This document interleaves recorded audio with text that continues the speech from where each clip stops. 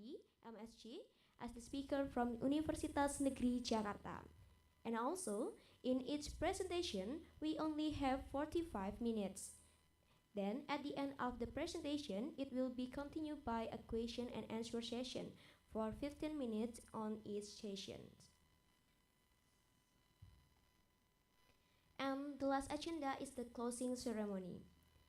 Therefore, please follow our event until the end. Before we start our agenda, please let me explain a little bit about the webinar rules. Ladies and gentlemen, please keep yourself mute unless speaking in conversation to reduce background noise. And when you do, please speak clearly and directly so everyone can hear you. If anyone wants to contribute but it's not your turn, or the host hasn't allowed you to turn on your microphone, we recommend you to use the chat feature. And I would like to inform you that at the end of each Q&A session, there will be 3 door prize for the best questioner.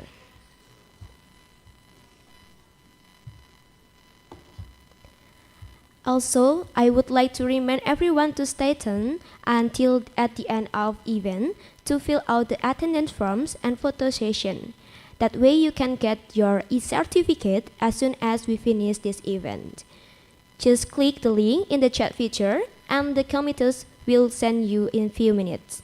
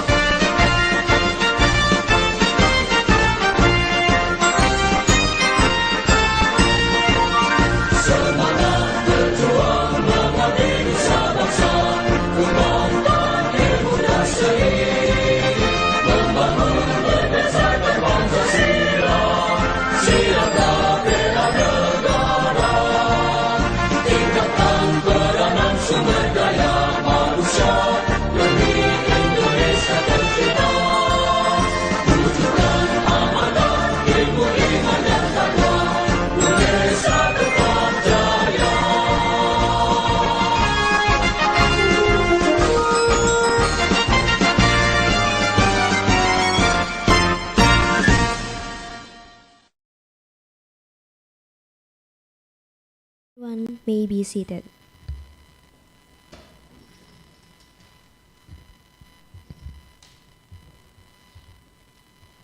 Ladies and gentlemen, let's go to the next agenda. I would like to invite Professor Dr. Muhammad Nursalim MS.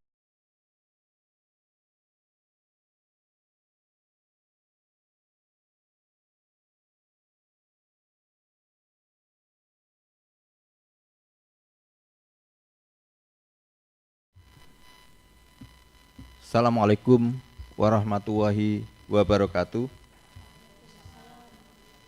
Good morning, the Honorable Head of Elementary Education Study Program S1, S2, S3, the Honorable all the speaker, Dr. Krit Sanchay Saman and Prof. Chang Thiseng. Hello, good morning.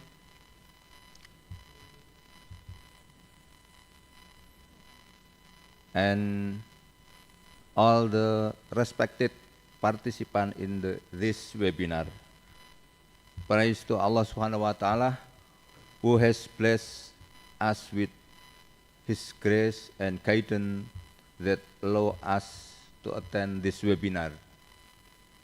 Salawat and salam bestowed on the Prophet Muhammad SAW who has guided us from the path of darkness to a bright one. Halo, Dr. Kritsai Saman. Thank you. I'm glad to meet you. Pleased to meet you. Thank you. Oke. Mau nanti diterimakan Pak Riki ya. Terima kasih. Ini terutama kepada Korprodi S1 PGSD, S2 Dikdas dan S3 Dikdas yang telah menyiapkan kegiatan webinar dengan baik dan alhamdulillah diikuti oleh peserta dari berbagai negara. Ini dalam rangka juga untuk mendukung Fakultas Ilmu Pendidikan menuju kelas university. Dan tema yang diambil di pagi ini sangat menarik, yaitu Sustainable and Lifelong Learning in Elementary School. Terima kasih kami sampaikan kepada narasumber pagi ini, yaitu Dr. Krit Sanchay Saman, Prof. Chang Thiseng, and Prof. Juli Rahmawati yang telah meluangkan waktu dan berkenan berbagi ilmu untuk kita semuanya. Saya berharap kepada para peserta mengikuti kegiatan ini dengan sebaik-baiknya. With Bismillahirrahmanirrahim, the webinar with them Sustainable and Lifelong Learning in Elementary School is open.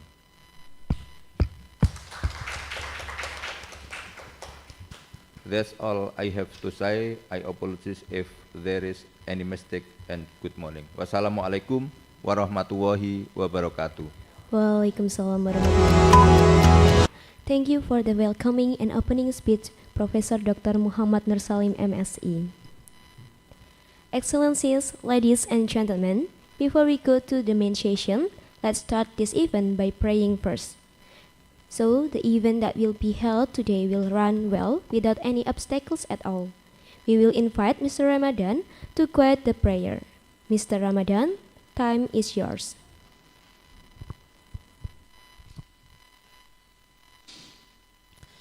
Bismillahirrahmanirrahim. Assalamualaikum warahmatullahi wabarakatuh.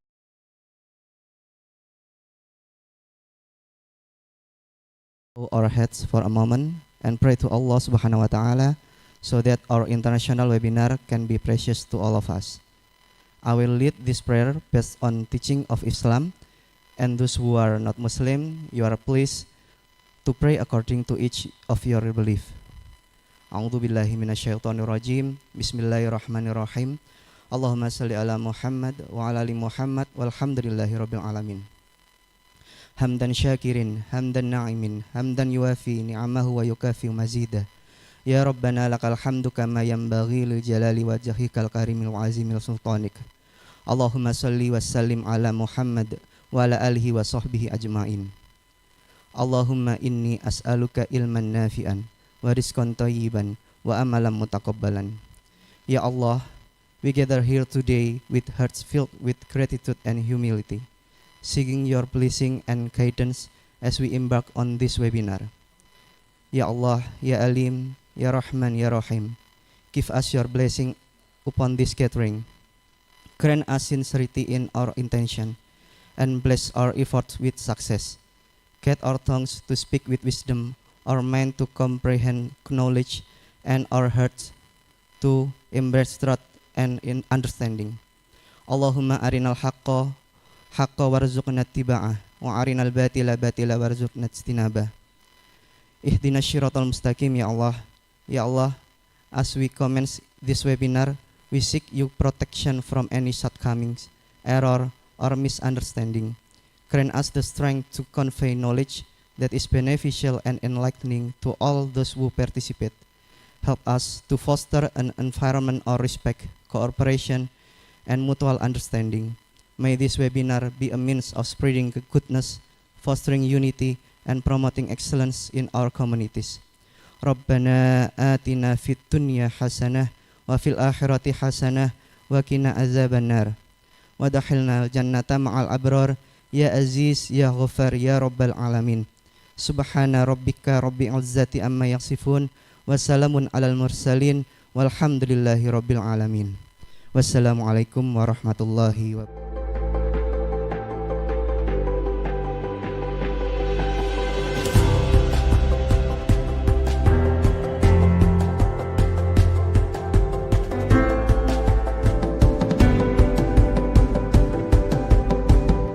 Speaker that will be moderated by Mrs. Mareta de la Rosa, PhD. But before that, let us present the CV of our first moderator today.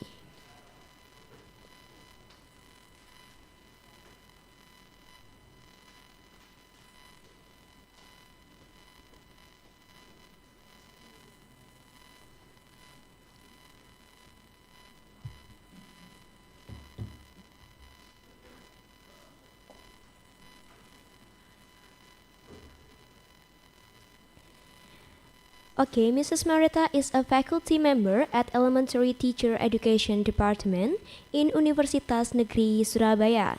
She was graduate for Master and PhD from Ohio State University, USA.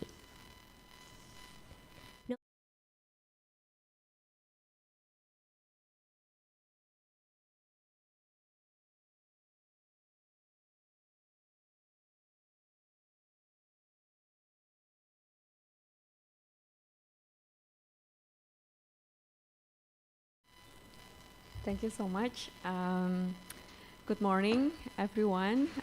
Good evening, good night for those of you who are joining not only from Surabaya, Indonesia, but also, from other part of the world. So today we have the privilege of joining the international webinar. We believe that this webinar broaden our perspective and engage, ourselves on the current issues of education with the theme sustainable and lifelong learning in elementary school. So for the first sessions, I'm happy to be the moderator. So let me introduce our speaker. The first speaker is Dr.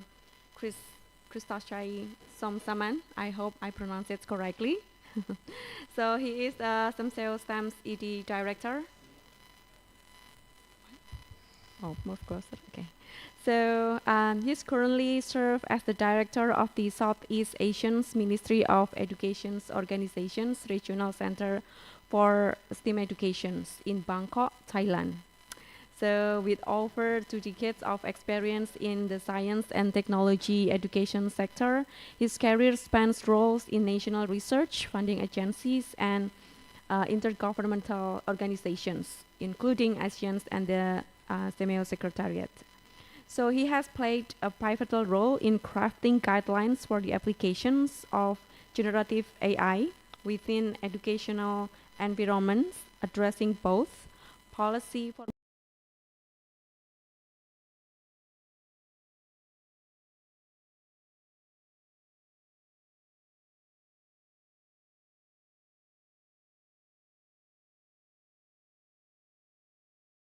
device projects and resources that fosters hands-on project-based learning opportunity for students. That's really great one.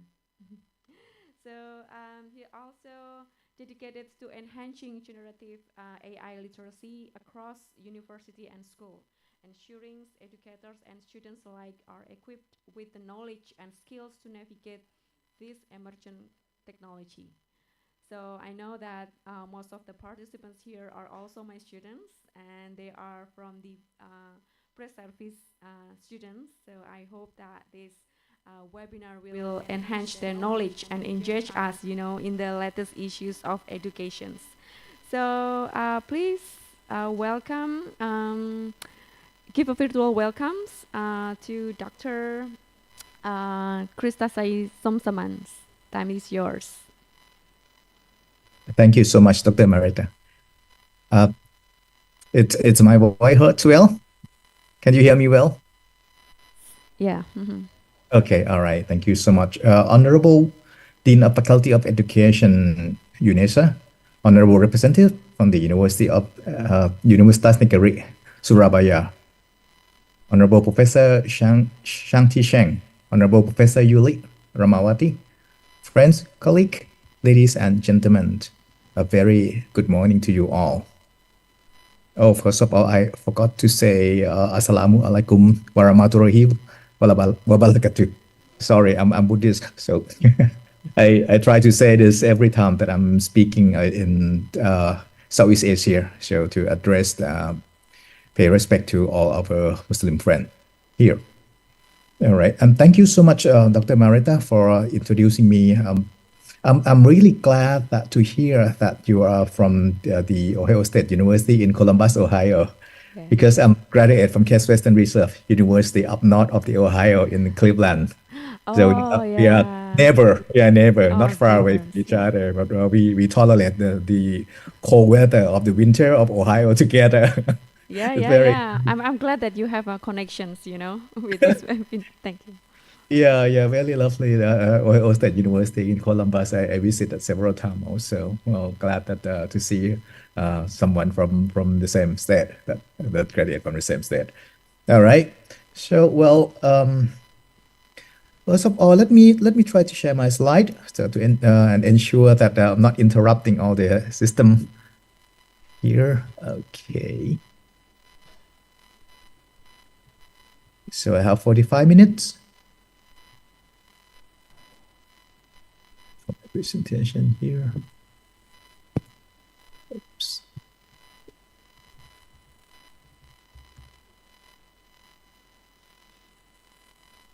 Okay. All right. So for the topic today of sustainability and lifelong learning for elementary education, I have been involved in sustainability and lifelong learning for a while, and when I'm becoming the director of STEM Ed, Simeo STEM Ed, it's becoming one of our priority to use the approach of STEM education, project-based learning, to continue to address the issue of sustainability. And also because of the concept of STEM education linkage with project-based learning, problem-based learning, which lead to the implementation, the study of the establishment of the lifelong learning capability in the student. And we are also taking care of a K-12 for our range and some part of the TWET and also the university level also. So, but our main focus is on K-12. So elementary education is something which it belong to our mission, basically. So before I begin, let me start by introducing you of who we are the Simeo. Some of you may not know exactly who Simeo is. Simeo stands for Southeast Asian Minister of Education Organization. That's the word SIMIO come from. We are, as the name saying, we are the regional intergovernmental organization. So it's some kind of international organization, but we are established by the government of 11 member countries, Ministry of Education of 11 member countries. So we are more on the intergovernmental organization. We link 11 member countries of the Southeast Asia, the Ministry of Education of the 11 member countries together. And SIMIO, it's some kind of a think tank consultant for the Minister of Education of all 11 member countries. We are established several meetings between the high official and Minister of Education of 11 member countries. Our coverage, our mission is on the, we need to collaborate to promote regional cooperation in education, science, and culture in the region. And this means in the 11 member countries and also beyond 11 member countries in terms of collaboration. We strengthen the education, science, and culture. So most people usually think of SIMIO focusing on education only, but actually we are also covered on the science education and that issue of culture also. Well, how SIMIO operate? SIMIO has the headquarters, the main SIMIO secretariat, who is in charge as a representative of the organization, resides in Bangkok, Thailand. It's called SIMIO secretariat. But we also have the other 26 specialized institutions across Southeast Asia country. That's the way that we operate. We set up these centers as a specialized unit and locate those specialized units across 11 member countries. Those 26 institutions, 26 units specialize in certain issue of education, such as for me, my center is focusing on STEM education. We are located in Bangkok, Thailand, but our coverage, our responsibility is for all 11 member countries across Southeast Asia. So not only that we reside in Thailand, we are supposed to work on Thailand only. No, that's not our mission. Our mission is to cover all the 11 member countries. So for SIMIO STEM Ed, we are collaborate between all the STEM agency in 11 member countries to synchronize the work, to coordinate the work together, to ensure that we will strengthen STEM education in all 11 member countries in Southeast Asia. So each country also has your own national STEM agency. But for SIMIO STEM Ed, we utilize the benefit of having STEM agency across the region, do the collaboration among the STEM agency in the region and try to strengthen the approach of STEM education altogether. That's one of the 26 centers. We also have other centers also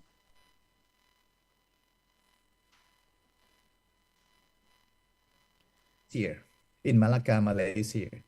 So that center, the SIMIO Cen, it's special center for special need student located in Malacca, but their work is cover all the 11 member countries as well. So we also have the Center for Culture, SPAFA, located in Bangkok, Thailand, and also on history located in Myanmar. And we also have the science cluster also. We have I think 7 centers located in Indonesia already. We have SIMIO Kitab in Science, SIMIO Kitab in Mathematics, SIMIO Kitab in Language, and also SIMIO Simulec, SIMIO Checkshaft on the early childhood. And also, I cannot recall all the name of the centers. My apology on that. But for Thailand, that's we have 6 center in Thailand already. So with this, we help each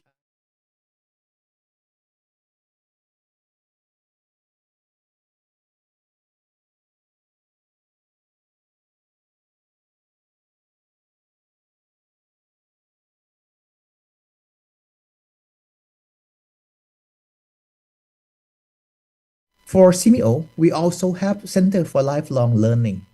The Center for Lifelong Learning, it's called CMO Cell. CMO Cell is located in Ho Chi Minh City, Vietnam.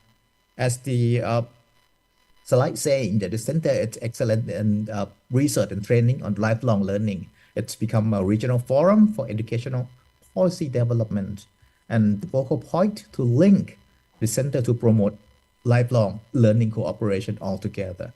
So similar to CMO STEM Ed, where we are focusing on STEM education, project-based learning, problem-based learning across Southeast Asia, CMO Cell with our affiliate centers are locating in Ho Chi Minh City in Vietnam. They are focusing on lifelong learning.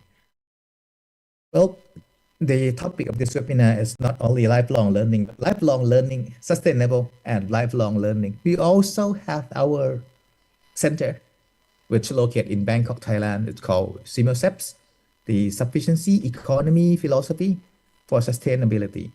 So for the issue of sustainability, we have SIMOSEPS, who is taking care of the collaboration among this issue. So you might not be familiar with sufficiency economy philosophy. It's the philosophy of King Ramanai, but it's also linked. It's the mindset that link sufficiency economy philosophy with the sustainability. So that you can see the big approach of balancing stability and resilience. We talk about applying the concept of sufficiency economy to society, to economy, to environment, to culture. Within this sufficiency economy philosophy, it has the sustainability included in that, and as the goal of the sufficiency economy philosophy is leading to the sustainability as well. Before getting further into the topic of my presentation today, I would like to take a look back at the key issue of the sustainability. It's the SDG, Sustainability Development Goal for 2030 from the United Nations. So for education, this SDG is covering 17 issues, 17 topics altogether. What we focusing on mostly would be on the number 4 of quality education. What number 4 is talk about is the target number 4, SDG target number 4. It's talk about the quality of education, building the quality of education. But specifically on this SDG target 4.7, that is focusing on sustainable development, global citizenship. So SDG, from the slide, you can see that the target of 4.7 is to ensure that all learners acquire the knowledge and skill need to promote sustainable development. This is the key.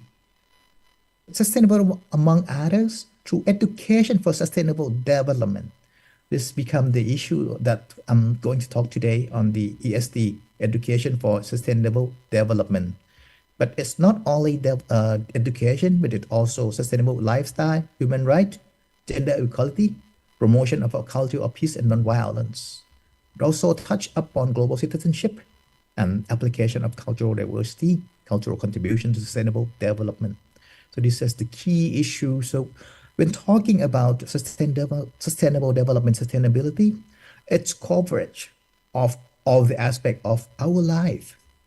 It's the most important thing. It's the mindset, how we try to educate our student, build the character of our student to include the sustainable development, sustainability mindset.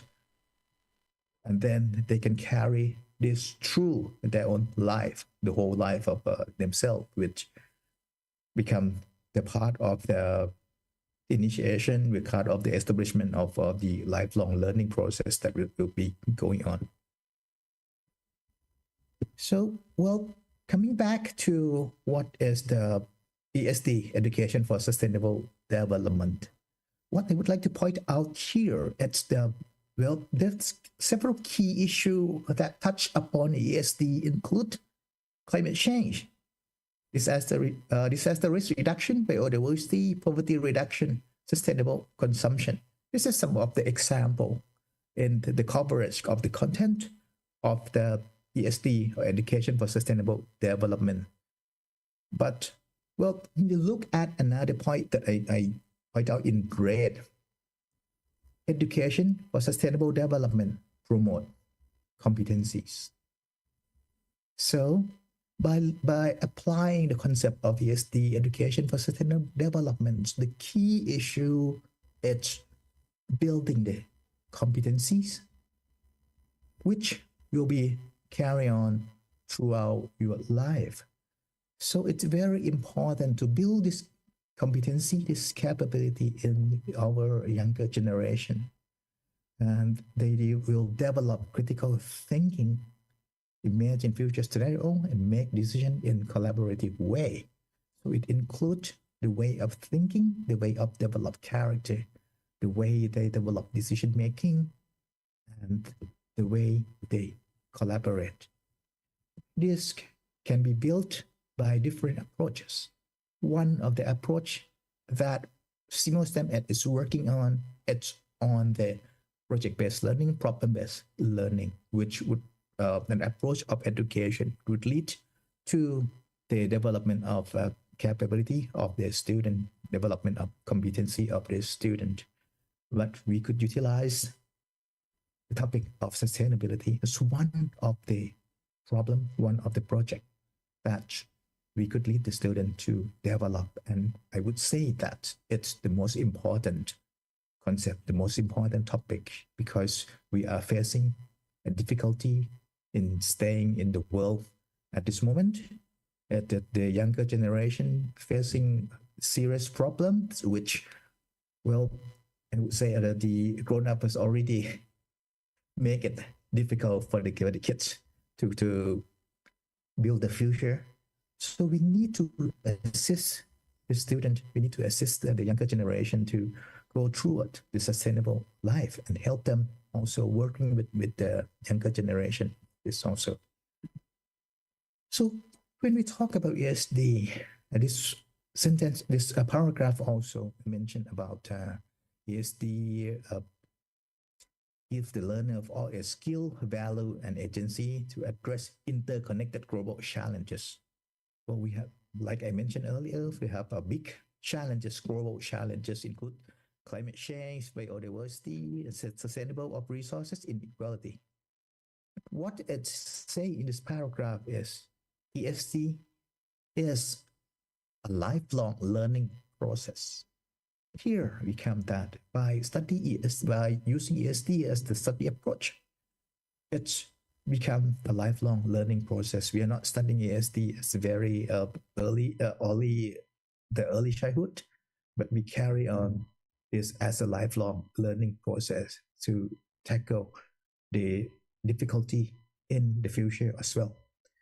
ESD can enhance cognitive, socio-emotion, and behavioral dimension of the learning, and also, well, it encompasses learning contents and outcome pedagogy, and also learning environment. So everything it's included in the ESD as a very big umbrella in here. Well, let me touch upon this very quick. So give you the background of what United Nations is working on the ESD. We have the roadmap, well, the 5 pillars, which United Nations is focusing, UNESCO is focusing on embedding those ESD concepts to the student. So not only teaching, but we also need to advancing policy, integrate the ESD and the regional and national policy for education and sustainable development. So this is the key issue of not only that we educate our students, we need to advancing policy as well to ensure that the ESD is integrated in the curriculum and the way of behavior of the people. Well, the learning environment is the other thing that I would like to talk about. How we can promote the sustainability mindset, promote the ESD and the school and our learning environment in the context. So we need to build the learning environment. We need to help assist the kids, the teacher also to put this learning environment, the sustainability mindset in the learning environment, and establish certain programs to lead to the study of ESD. And for educator, we need to provide capacity development opportunity for the teacher to educator to learn, to explore more on about the ESD. And also for the youth, we need to provide the opportunity for the youth to engage, to become the leader of the issue, to lead all the some of the activities, so they can start, they can learn, they can develop, and they can carry on throughout their life on the sustainability mindset. And for the community, we are not only focusing ESD in school, but also community is the most important thing. It need to empower local community, so everything can be integrated together and carry on with all the necessary supporting structure. Okay, now, well, what Simeo is doing on the ESD, one of the project that I would like to introduce, and I would like you to look into the detail of this one, it's the Simeo Japan ESD Award. This is the collaboration between Simeo and all. Oh, sorry, I think my slide, I lost my, hold on one moment. Let me get back to my slide.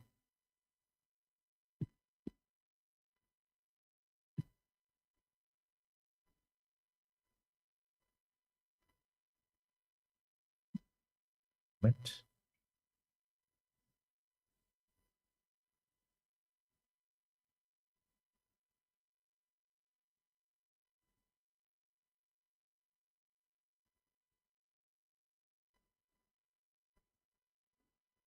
Okay, all right. Apology for the inconvenience. What is?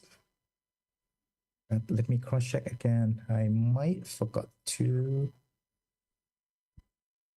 share the sound of my presentation. Okay, because I have the presentation also has the sound. I need to use the sound set.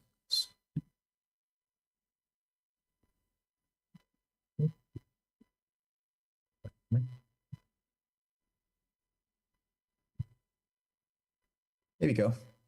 Okay, all right. For this award or these activities, this project, it's called Simeo Japan ESD Award. Our intention is we want to promote ESD education for sustainable development in school across Southeast Asia. So Simeo collaborate with MEX Japan. MEX is the Ministry of Education, Culture, Sport, Science, and Technology of Japan, and also in partnership with UNESCO to establish Simeo Japan ESD Award. We will open for all public and private kindergarten, elementary, secondary, vocational, and technical school, which equivalent to grade 12 in 11 member countries of Southeast Asia, in the Simeo member countries. We want to see what kind of projects, what kind of activities that school in our member countries has utilized the concept of ESD, has established some activities, some program, the way they manage the project, so we can understand together how they develop this ESD mindset in the younger generation.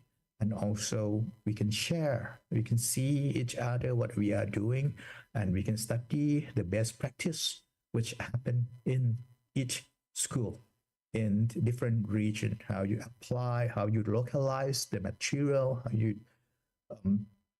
set the learning environment to fit with the school and with the environment that you need to implement the ESD.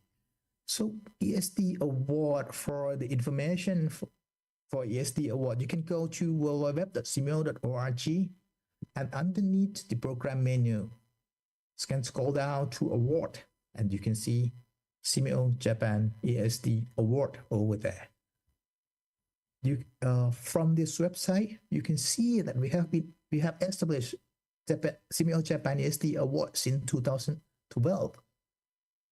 And well, let's see this here from 2012 until 2023 last year.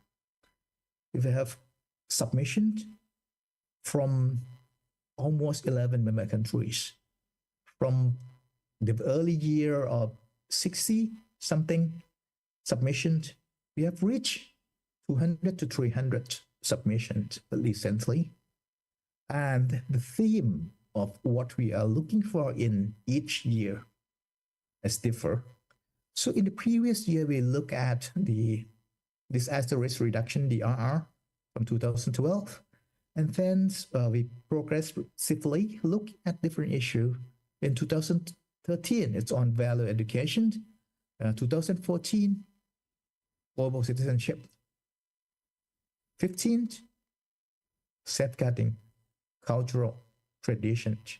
You may think that how did this become the ESD, this become sustainable education for sustainable development, but we also talk about the safeguarding cultural tradition as a sustainable way of living as well. And then we progressed to saving energy in 2016 and also touch upon health and nutrition.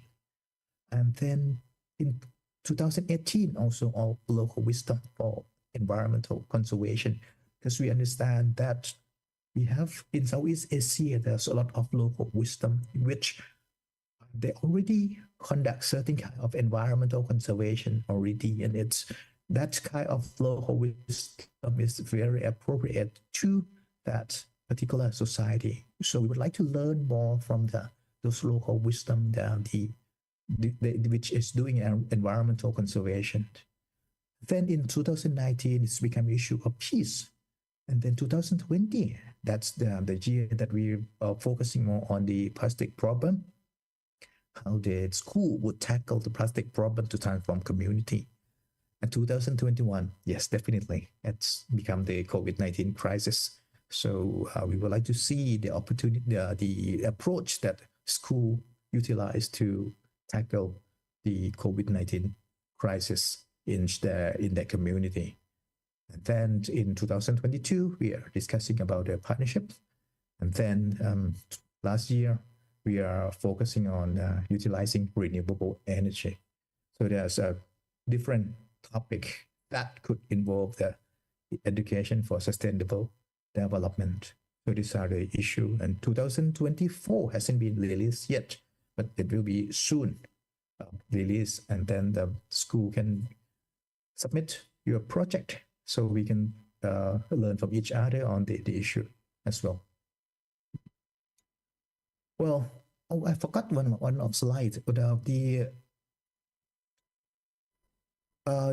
award that will be given to the winner.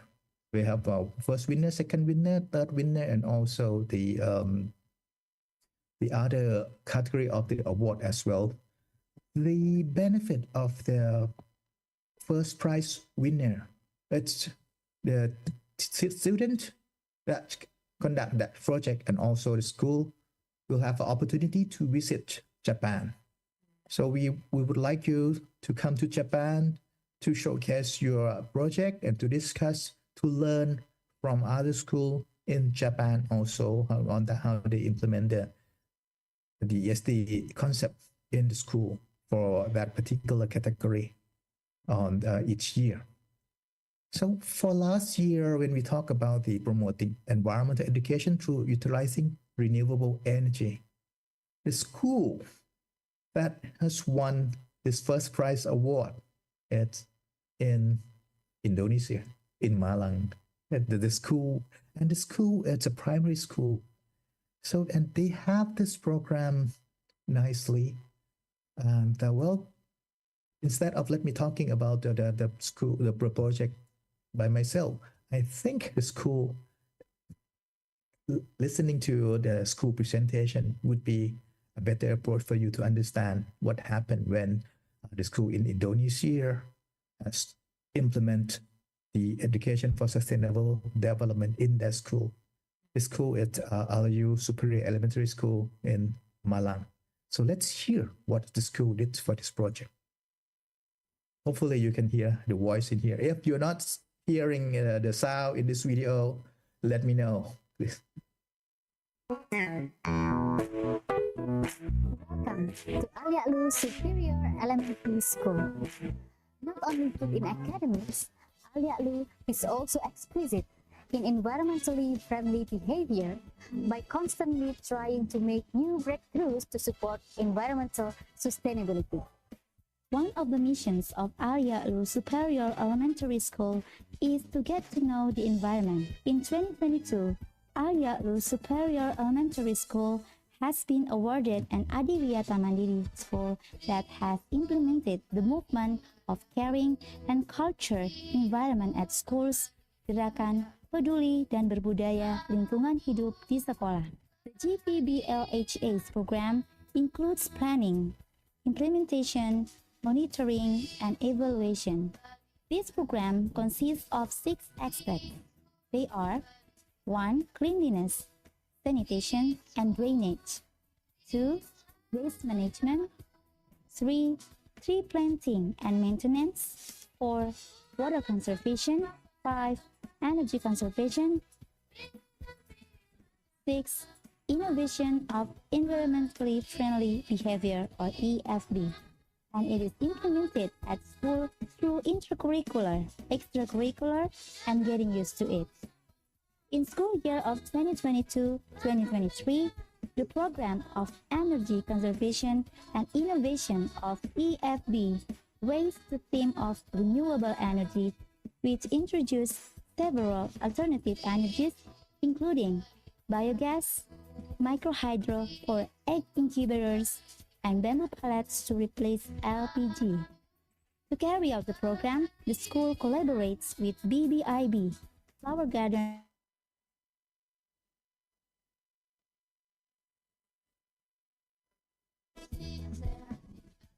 After taking part in the school's science learning program and Adiwiyata events, I got the idea to make fuel pellets out of bamboo leaves and sugarcane waste to replace LPG. The bamboo forest at our school exhausts a sound barrier and stops up pollution from the bus station. Because of this, a lot of bamboo trash has been made. With the help of my friends, we turned this trash into fuel that the school restaurant could use. Pechimela's innovation has won an award in a national research competition. We got gold medal for fuel pellets innovation and bronze medal for our innovative way to hatch eggs using micro-hydro technology. Our plan is to use mango leaf paste as an additional ingredient in egg pellet.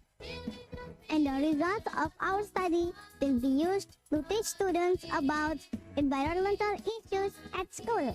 This project is meant to encourage our peers to come up with new ways to be more eco-friendly.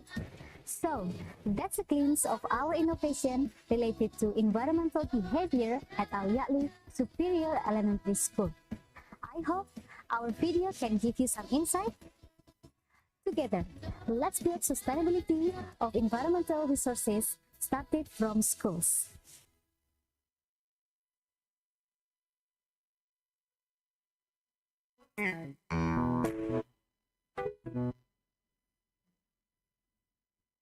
Okay, let me progress with the other slide. Okay. Sometimes it's just difficult to play the next slide after the video. It's hard to press the button. Okay, well, first of all, let me congratulate the Indonesia once again for winning the first prize of the Japan Award. This is the one of the key issues that I would like to point out. This is the elementary school in Indonesia. The program has a complete of the wide range of K to 12. The implementation of the project in the school is very impressive, and it can beat all the other submissions from other school, even though it could be a secondary school or TVET program. Then the school implement the project nicely and comprehensively. Let me show that you might not heard much of what are the contents of the gist of what the school have done to win this award. Let me show some of the information that the school submits to us. We haven't been I haven't been visit the school, so I don't know. I already read the information that they submit to us, but the information they submit is very impressive.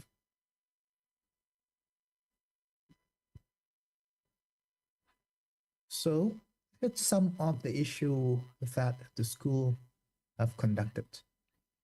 So it's starting the processing of bamboo waste and sugarcane waste into Pesimalang.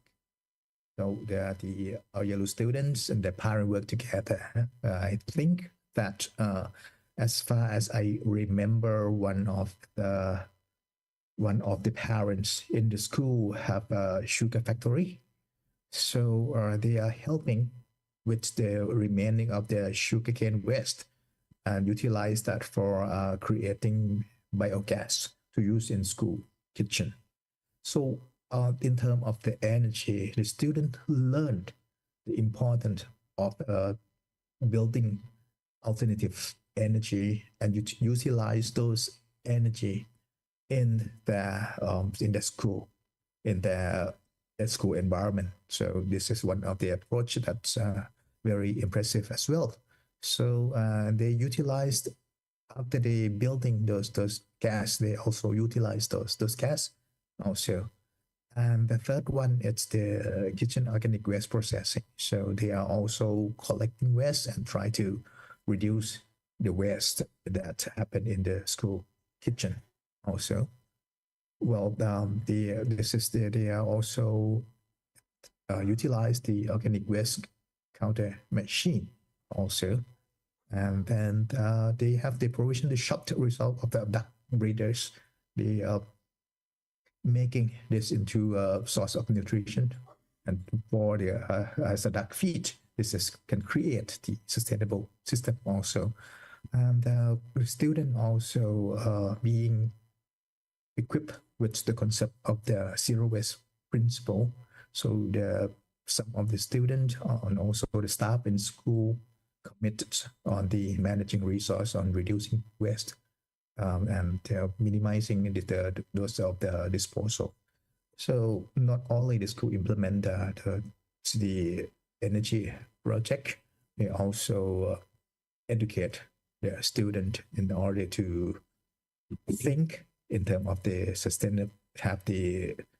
sustainable mindset at the same time.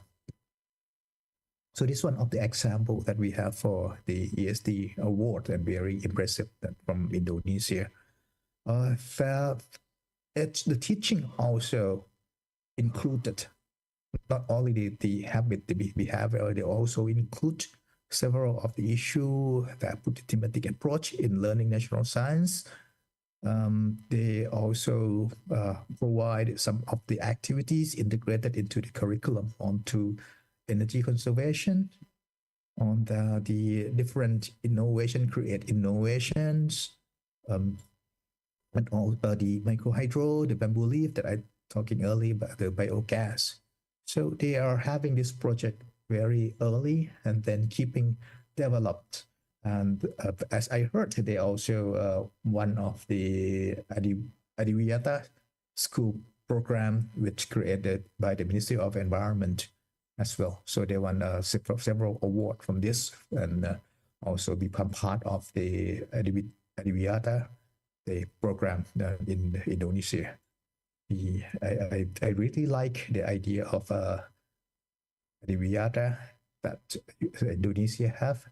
I think have been beginning since 2012, which it's a long process of the helping with the environment. This is impressive for Indonesia. Well, let's from Indonesia, let's look at other programs from other countries as well. So this is I pick only the school with its elementary school to see. This one has in the same year the theme of the renewable energy, but this one it's from Selama Perak, from Malaysia. The school is SJKT Selama Perak in Malaysia, and they developed a program called environmental awareness, school as information dissemination agent. This one won a special recognition prize. So let's see from the school what are they doing to get this special recognition prize.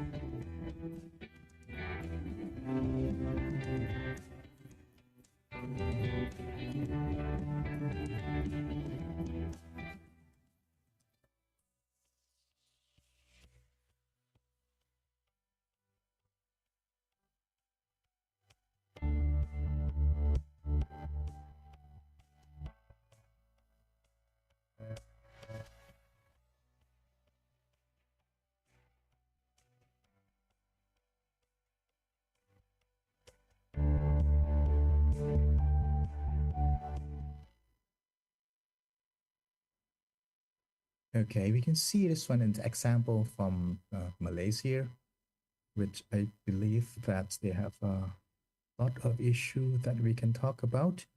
Well, let's see what they have done. I apologize that the video is quite quick. It's maybe difficult for you to understand to the whole process of what the school are doing. But this video clip and all the information are available in Simeo website. So if you would like to see more detail of how each school had implement the ESD in their school, you can go through Simeo website, which I mentioned earlier on the award, and then see each year. You will see the detail of each year, including the video that I just showed and the submissions that they have submit with the detail. So let's quickly see what have done so far with the school in Malaysia that we see earlier. This is something that initiative that school have done. So they launched plastic-free school initiative with the local community. This is the first thing that we see, that they try to eliminate the plastic in their environment. And also they also promoting the benefit of solar energy using STEM project-based learning. This is the another key issue that they develop the understanding of the solar energy and let the student have the environment awareness, based competition and quiz. So they have some competition. Let student develop media, develop materials, just as a poster or quiz, have competitions, so the student can aware of the concept of the understanding of the environment, the concept of ESD, and they also promote reuse the 3R concept to innovation and design competition. They collect the cooking oil collection also, and then they have the connection with the local community into building awareness of this issue out of school as well, not only connected in the school only. Well, let me show you another one. This is also from Indonesia. Have the special recognition prize. This is when I seeing this, it's a very simple program, simple initiative, but when I read all the detail, it's very impressive in terms of what school have implemented in this project, which might seem to be easy, but they have studied and they have developed quite solid concept to build into the school system and build into the system, the student project as well. So let's see this video quickly once again. And we have, for reminder, we have about 5 more minutes. Okay, sure. Yeah. Let me finish with this video and then I can stop there. Solar energy exploration, getting to know solar power in elementary school 6 Banda ACE.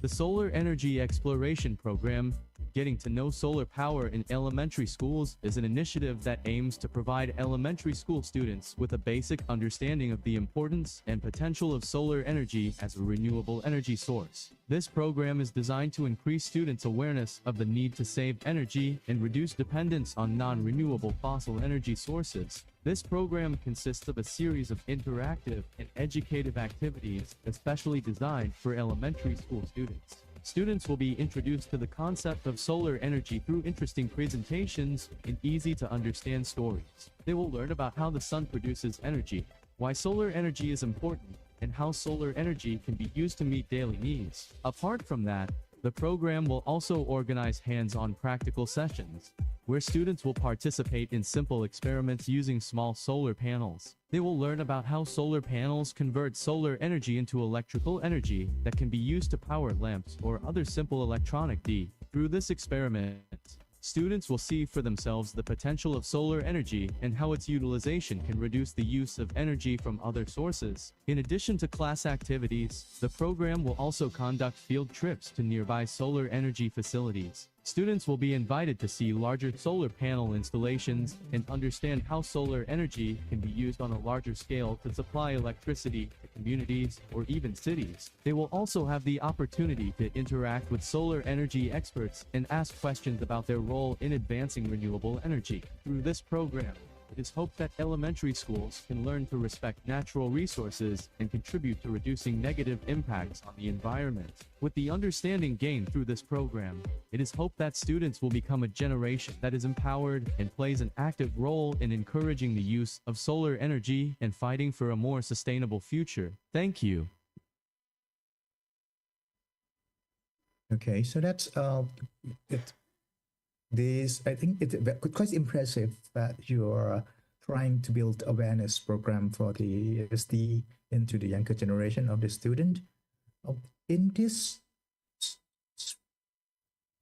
program, let's see what they have done. It's not only let the student develop interactive presentations, they have hands-on experiment for the student. You can see from the video that the student learned how the solar cell work and experiment with a different type of solar cell, and also doing a field trip to solar energy facilities so they can learn from what the big company is doing in terms of utilizing alternative energy. They also let the student create a project.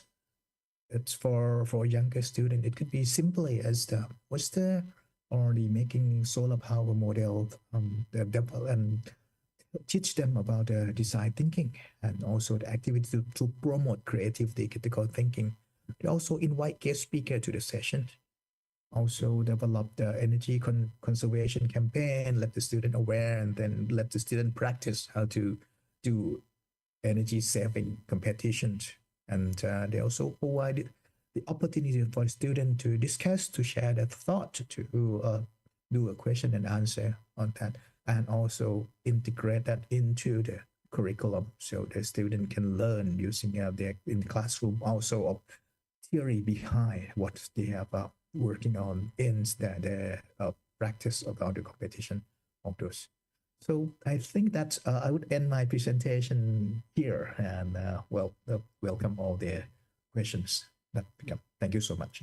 Thank you so much, Dr. Krisachai, for the very insightful presentations, and I really appreciate that you brought up some relevant examples, for the Indonesian participants here, so they can, picturize about this program and how several schools in Indonesia they got award from this program.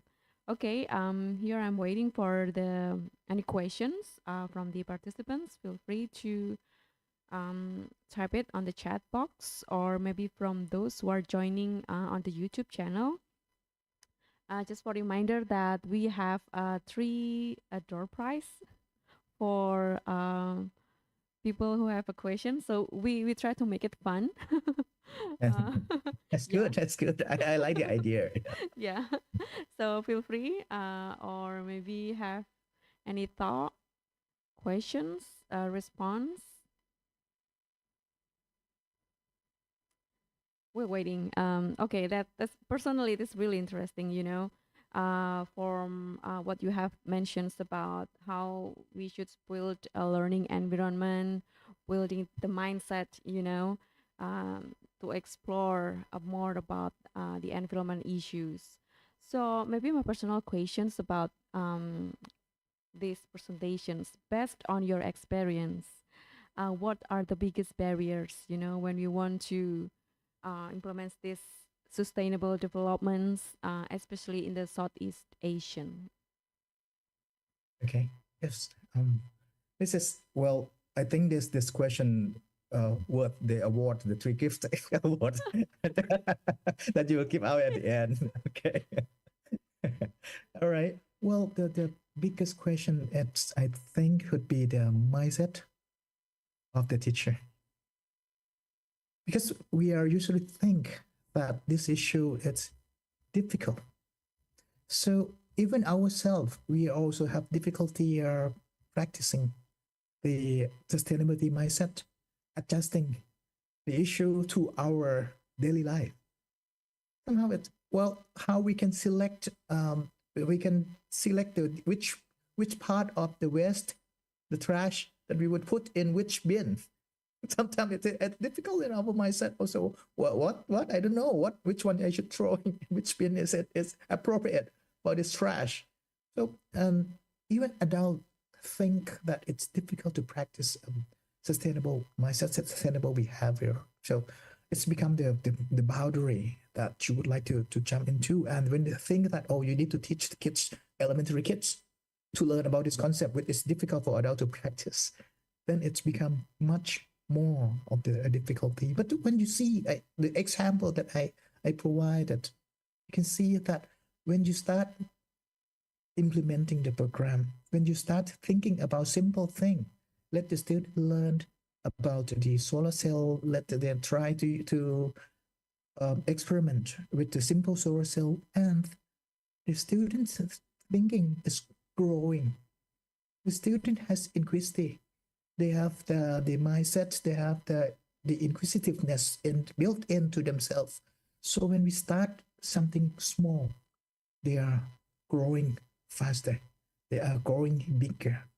And the growing of the student inquisitive helped us as adults to grow as well.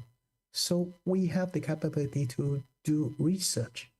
We have the capability to search for information, to synthesize, to analyze the information, and to deliver those information, to conduct some discussion with the student. So the small beginning will become bigger and bigger and more intense and more useful.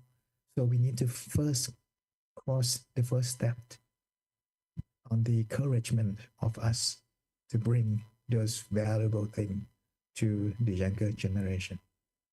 Okay, That's that's really pretty much. awesome. Yeah, I do agree with you about, you know, we have to deal with the mindset, especially for the young generations, because this is something that have to carry long lasting as our themes for this webinar. Yeah, I think I see someone with the questions, having a question. Mr. Ali? Oh, Wazir Ali, yeah. Yes, Ali. Yes, Please introduce yourself, your name, yeah. maybe the country you're from. Thank you. Thank you so much for giving this chance. I am Wazir Ali. Basically, I'm from Pakistan, and I am a PhD student at Universities Sagres Bharat, Indonesia, Surakarta. And I'll ask a just simple question: that, sir, how you will suggest to the students, mostly who are not aware, that how this waste, mostly which could be really used for organic farming or something, that what will be the basic idea to start with, that how they could utilize, especially the fruits and the vegetables which we throw away outside, so how it could be preserved and used for fertilizer for the farming.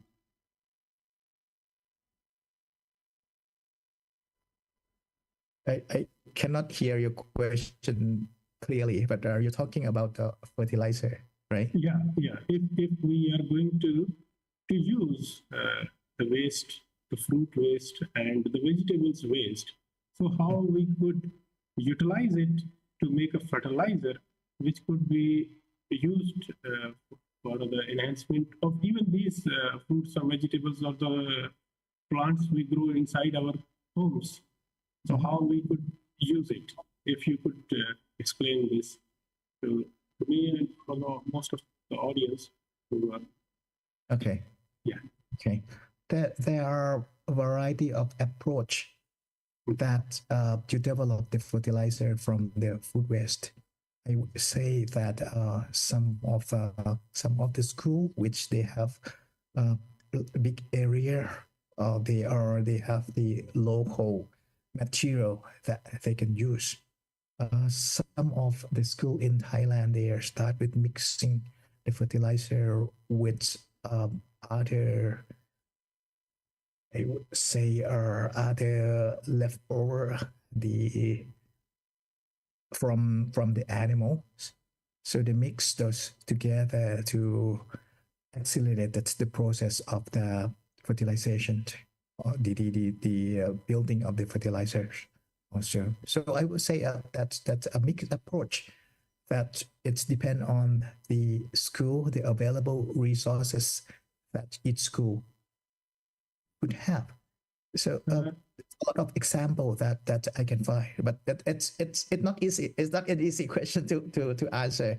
We need to look at what is the existing. We have a lot of program in the school gardening program in Indonesia, in Philippines, in Thailand also, and they utilize the material, that existing material. So they use, some of the school also use chemical process, chemical or the acceleration to the chemical elements to help accelerate the process of the fertilization as well. So if we talk about this fertilizer, so we have in our opinion that it is going to just made through the waste of these things, fruits, vegetables, or the plants. Yeah.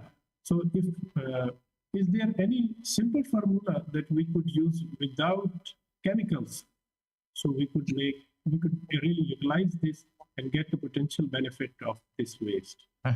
Yes, because basically I have my own garden where I have more than 250 trees in Pakistan. I have planted I started, and there is a lot of trash from those trees and plants. So I tried to mix and make some fertilizer from it, but maybe due to our experiences, I couldn't find it. So, so how we could really use this waste and benefit even those trees and plants which we have already existing? This was the simple question. If any formula where we don't have any chemicals, so how we could benefit it? Okay. Yeah. I'm not expert on this, but I have seen a lot of people using different kind of the bio. Yeah, biodiversity. Yeah, yes, the bio the all the elements with it you can find. It's some kind of certain kind of liquids that you can utilize from the existing enzymes, or also that's which you can find. If you can leave me with your email address, I'll send some information on that.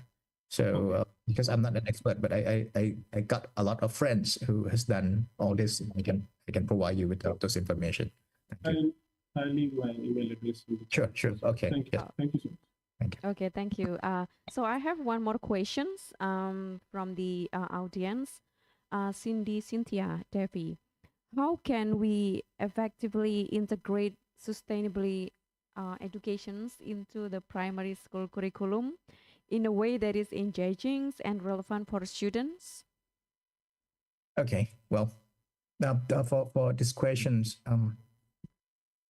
one of the expertise of our center is on STEM education. So what we are working on is we like to see the project-based learning approach, which we could let the student develop some project, utilize the knowledge that they acquire in each level. Let me provide you with a very quick example from Australia on this. We can see that how the Western Australia has done. I happen to have my slide on this, so I'll show the slide very quickly.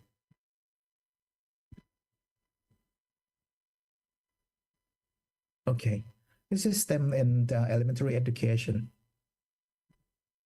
I'll pass on the slide. This is the way that we conduct STEM and project-based learning. So we let the student look at the real-world problem that the student are interested of, and then we let the student come up with some of questions that they want to explore, and we utilize the knowledge that we acquire in class to solve those problems. The key issue is what kind of the problem exists that would fit with the student interests at that particular age of the student.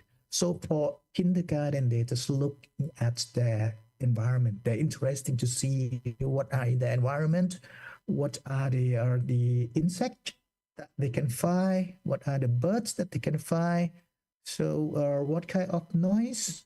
So these are the thing that we can come up with the driving question for the student, the issue that the student want to study. And then after the kindergarten, in the pre-primary and in the first grade, then the student could interesting in more on how they would, instead of looking at only the property of the environment, now they can think more of how to develop a simple device. Think about some of the plan, not only to see the property, but thinking about the plan to make the issue better. And then in the year 2, they can think about more sophisticated infrastructure that to help to tackle the problem of their interest.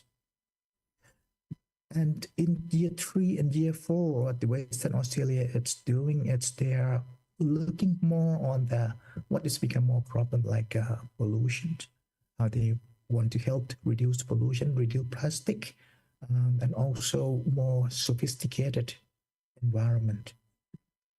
As the student grow up to year 5 and year 6, we can come up with more sophisticated problem, sophisticated question on the issue that we are looking at. We're looking at more of the bigger cities, more on the countries, looking at the other risk, looking at the sustainability issue. These are the systematic approach from the Department of Education of Western Australia. They develop learning material, which I would encourage you if you would like to see how the Western Australia developed project-based learning according to student interest in each year. They have the learning material available online. They have a worksheet, they have the exam, the exercise that we can follow through according to the appropriate grade of the student in each year. But this is the idea that we can look at if we want to develop certain project-based learning for the student. But since this is from Australia, so they look at the environment. What if you want to utilize those material? Perhaps we'll need to still need to localize the material to fit with our environment. But the key issue here is, well, we look at the student age and the level of interest that they have. Students have the intellectual curiosity. We need to find intellectual curiosity of the student and then respond to those kind of intellectual curiosity with the material of the learning that we would like to assist the student to grow into the mindset, into the competency. Okay, Thank you. yeah, thank you so much. I hope that answered your questions, Cindy Cynthia Devi. Okay, I think we reached at the last sections for the first presentation. Just for a reminder, we'll give certificates for you.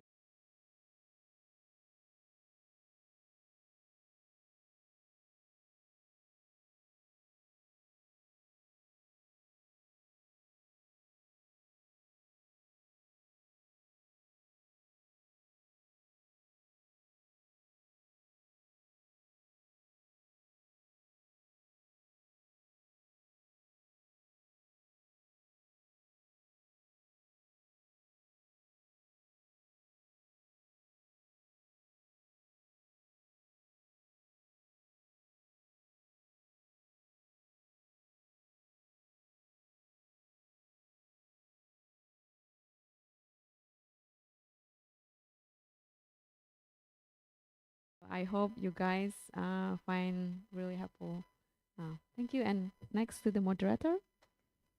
Okay, thank you for the first amazing speaker and moderator. After we listen to the first presentation, first speaker, we continue to the presentation of the second speaker, which will be moderated by Mr. Ricky Setiawan, SPD MED. But before that, let us present the CV of our second moderator today.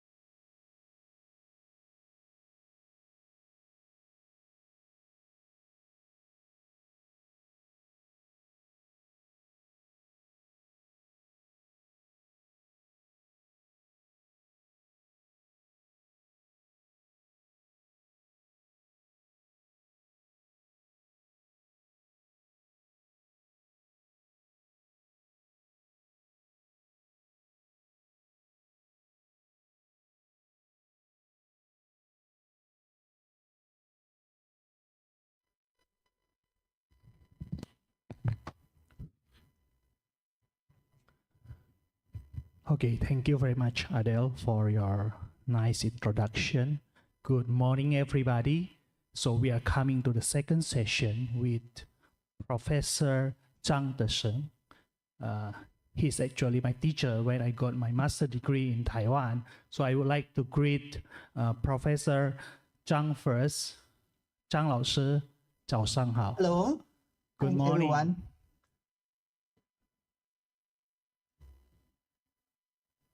Okay. Should I start now? Okay, before you start, Professor, I would like to introduce you first to our audience.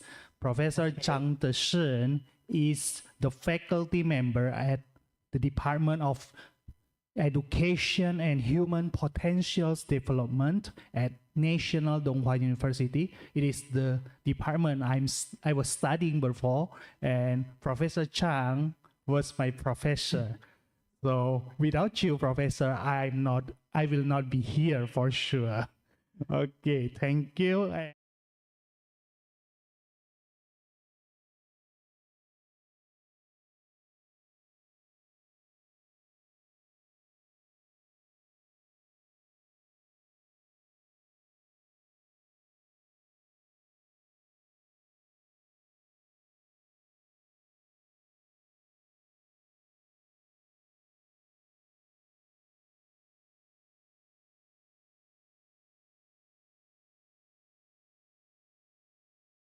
In education, teaching and learning in higher education, interdisciplinary learning and teaching.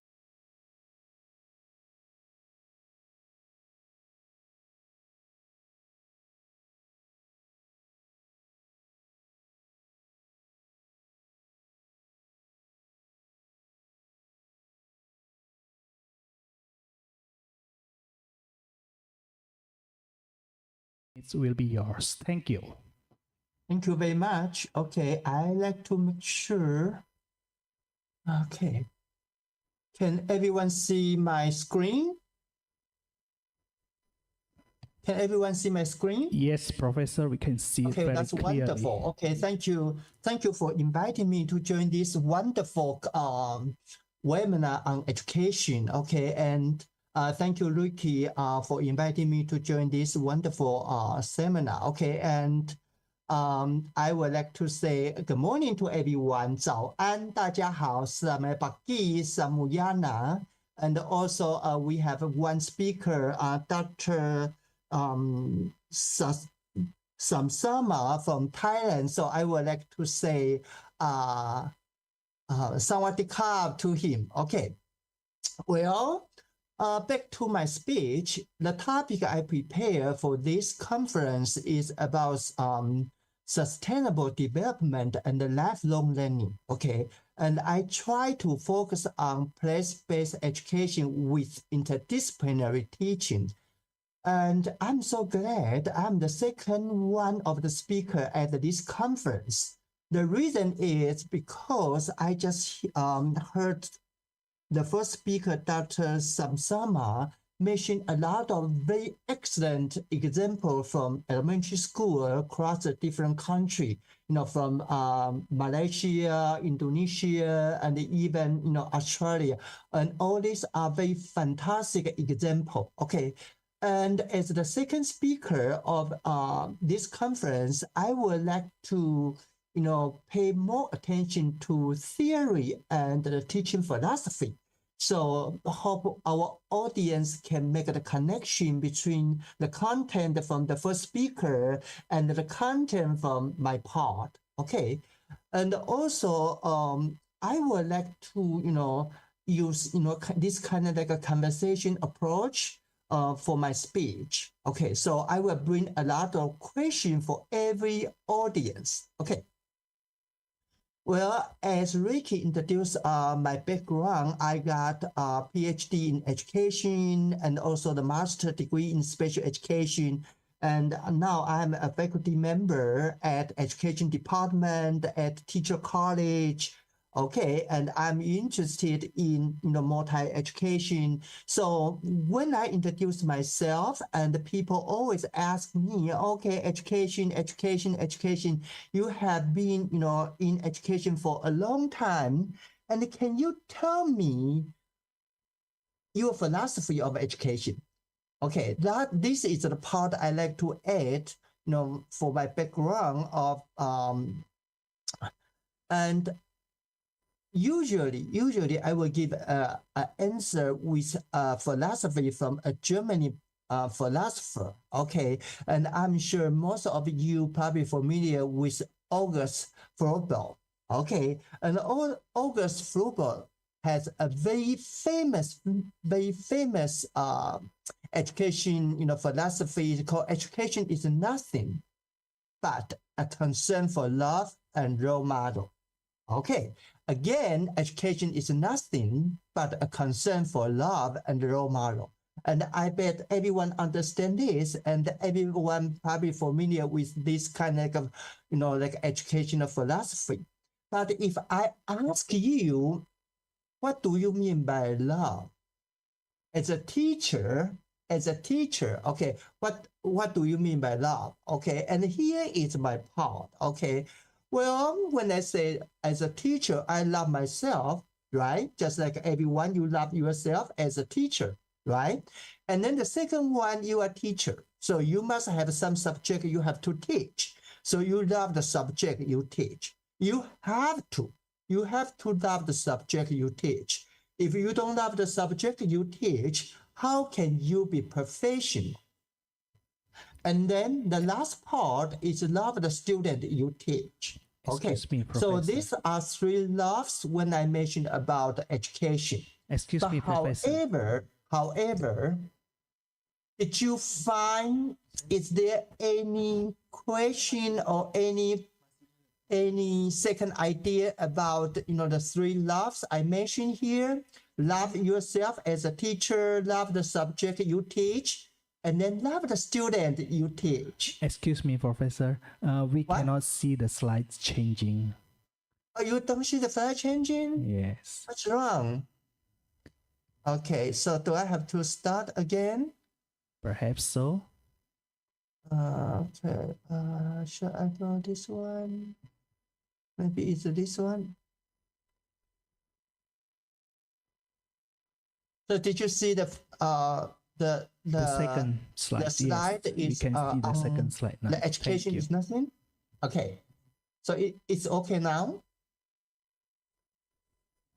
Yes, Professor, we can see the second Okay, slide now. Thank you. so my question for everyone from my background is, okay, when I mentioned about education is, a concern for love and role model. Okay, so I mean, love yourself as a teacher, love the subject you teach, and love the student you teach, right? Okay, but my question for everyone is, when you see the three loves here, did you have any second thought? Anyone? Okay. See, I changed the order. Okay, so this is something I like to bring to the audience at this conference. I hope from now you may change the order of these three loves. Okay, I hope you can love the student you teach first. Okay, and then the love subject you teach, and then put yourself in the last. Okay, so as a teacher, this is my philosophy, what I learned from Flaubert. Okay, now talk about the outline of my presentation. Okay, so is everyone with my slide? So my slide is on third page, right? Yes, Professor. Okay, that's good. That's good. Okay, so I have some subtopic I'd like to share. Okay, of course, I'm from NDHU, as Ricky introduced me. So I will probably take, like 1 or 2 minutes introduce NDHU, and then I will switch to SDGs. But because the first speaker, Dr. Salman already mentioned about education for sustainable development. So I probably just, kind of like, a brief talk about SDGs, and then I will talk about education, especially as a teacher, what kind of reflection we have learned from SDGs, okay? And especially for lifelong learning, and then what can we do with SDGs into teaching and learning, and then talk about the PBE, place-based education, and then place-based education with POPBL, interdisciplinary teaching and design thinking. And then the last part is, implication and Q&A. Okay, And here is the NDHU, as Ricky mentioned about he graduated from NDHU, and this is a quite new university. It has been 30 years since 1994. Okay. However, even though the university is a new one, but it's a very prestigious university in East Taiwan and by Liberty Times, THE, QS, and the US News. Okay, and this university has 7 widest range of studies, art, music, and environmental study and oceanography. Okay. And where is NDHU located? Well, here is the Taiwan map, and then you can see Hualien is where the NDHU located. Okay, and in Taiwan we have a slogan called Hualien is a Taiwan secret garden. Okay, because you will see a lot of mountain, a lot of river, and even facing the Pacific Ocean. So it's so beautiful. And then also we have another slogan called at NDHU, you see the world and be seen by the whole world. Okay, and then the last piece information on this slide is, like 2 hours by train from capital city Taipei to Hualien. Okay, so it's not too far, and every audience, if next time you have a chance to visit Taiwan or Taipei, please be sure to stop Hualien. Okay. And NDHU is also very famous as international university. So we have a lot of students from different countries. And overall, we have 10,000 students, and 10% are international students from 51 countries. Okay. And the largest number, I'm proud to say that, the largest number of international students are from Indonesia. Okay, which is 22%. Okay, so we still have a lot of international students from Indonesia. So I hope in the future I can see the audience members come to NDHU, be my part, be our part members.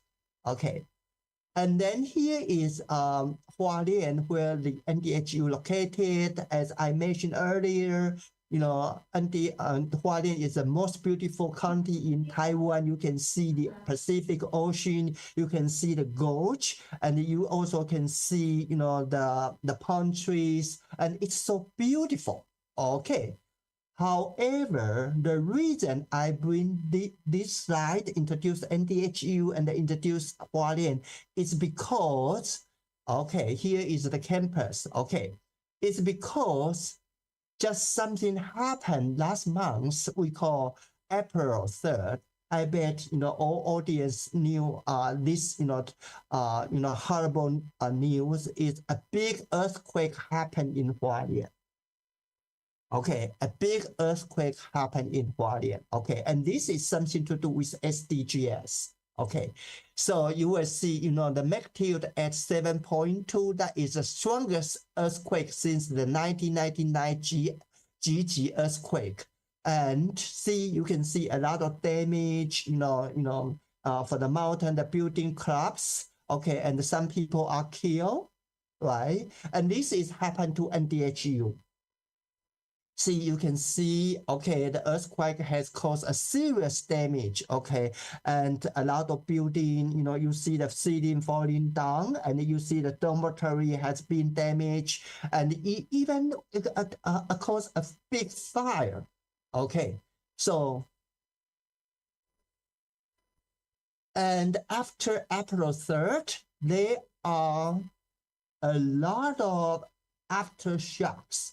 Okay, so far we have more than 1,300 aftershocks. Okay, so you see what the Hualien or even the NDHU or all the elementary school, middle school, high school in Hualien have to face these issues. Okay, so Taiwan has a long history of strong earthquake. So this is very important when we are talking about SDG, when we are talking about lifelong learning, right? However, Indonesia has a long history of a strong earthquake as well, right? I bet you are agreeing. See, here is the example. Okay, the big example. Back to 20 years ago, there is a big tsunami, right? And occurred, in the actually privacy. And how many people were killed?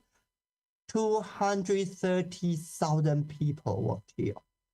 Okay, and this is a big, terrible news. Okay.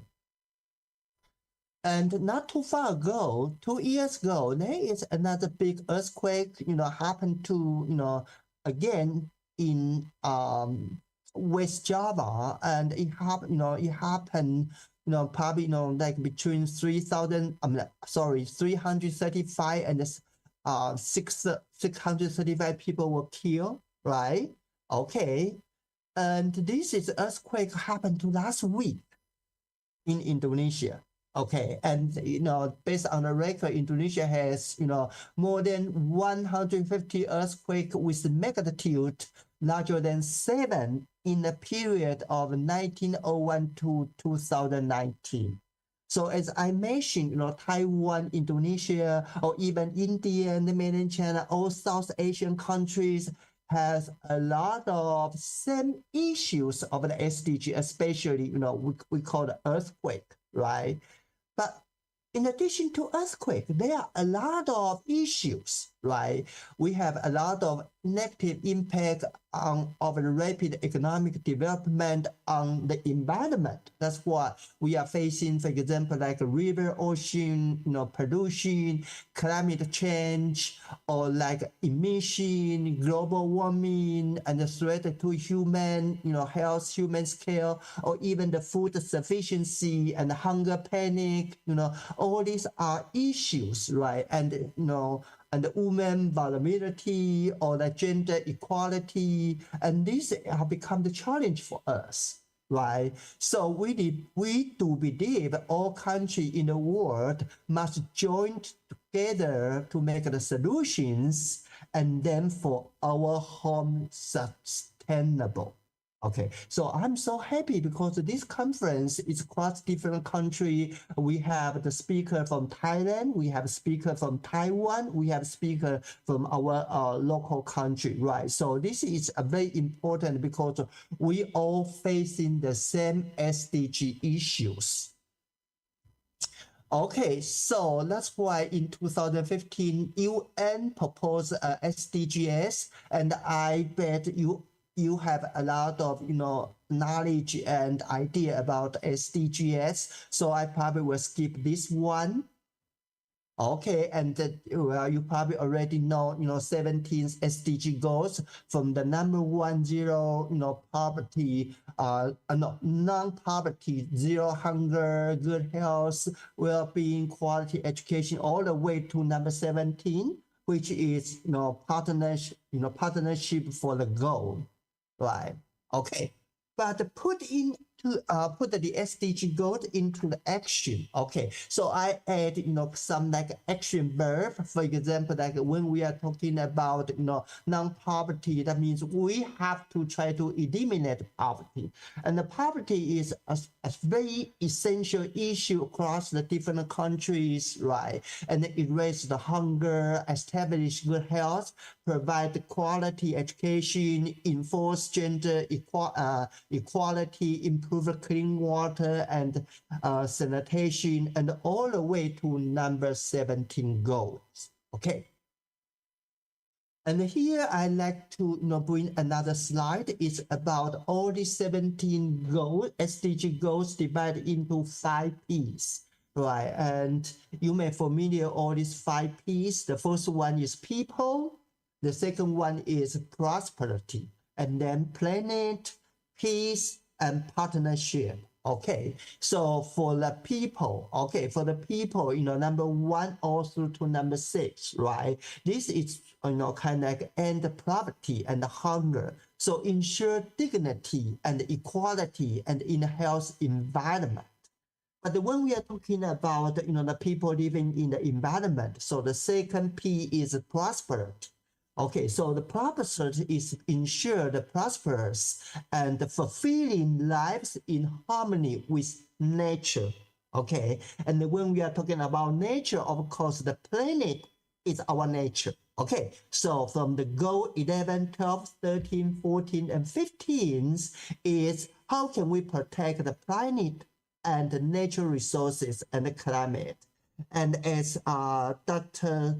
Sasamand already, kind of like talk about a lot of example in Malaysia, Indonesia, or Australia in, like kindergarten, elementary school, middle school, what, the curriculum and, teaching have done to protect the climate and the natural resources and the climate. And then the next P is peace, right? So, okay, so the United Nations hope, after we have the first three P's, and then we can have the peaceful, right? So foster peaceful and inclusive society. And then the last one is the partnership, right? The partnership is implement the agenda through a global partnership. So I'm so happy, like, this conference is build up the partnership between the different country and also between the student, the teacher, or even the teacher educators, right? And for each P, they have the different sector issues, right? For example, like for the people one, they have kind of like social issues and the prosperity. They have economic issue, environment issue, and also the peace and the partnership issues. Okay, so I'm going to skip this slide because I am afraid I don't have enough time. But here I like to emphasize, okay, even the 17 goals divided into 5 P's, but these 5 P's are integrated with one another. Okay, if we are talking, for example, like we are talking about the people is living in the environment, so the environment is related to the nature, right? So, and also related to prosperity, right? So how can we build up or protect the environment? It's not only the one country issue, but it's across the different countries, so it should be the partnership. Right. And then when we have the partnership, we can make a peaceful, and then inclusive society. Okay. So even, even for the education or even for the curriculum, when we design a lesson plan, all these 5 P's should be integrated with each other. Okay. So now the reflection on what as a teachers have learned from SDGs. Okay, here it's kind of like a takeaway point. Okay, the first one is no matter where we are, right? You are in Thailand, you are in Indonesia, you are in Taiwan. Okay, so no matter which society, country, or the world, we were facing SDG challenge. Okay, that is the first one. The second one, education is always the foundation, especially elementary education, right? So that's why we have these issues for all, for the conference. Elementary education is always the foundation of all education. So students will be nurtured here for their future. Okay, the next one is it's crucial to put forward theoretical and practical thinking. Okay, as I mentioned at the beginning of my speech, I say I'm so glad because Dr. Sasamand already talked about a lot of practical, issues from different countries, and how can we integrate theoretical and practical thinking perspective together into the educational curriculum and the teaching. Okay, and also we have to apply the internal and external resources within the school.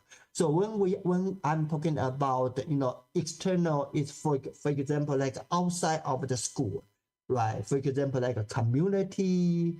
Okay, so then we can understand the historic background, reason, and the importance of SDGs.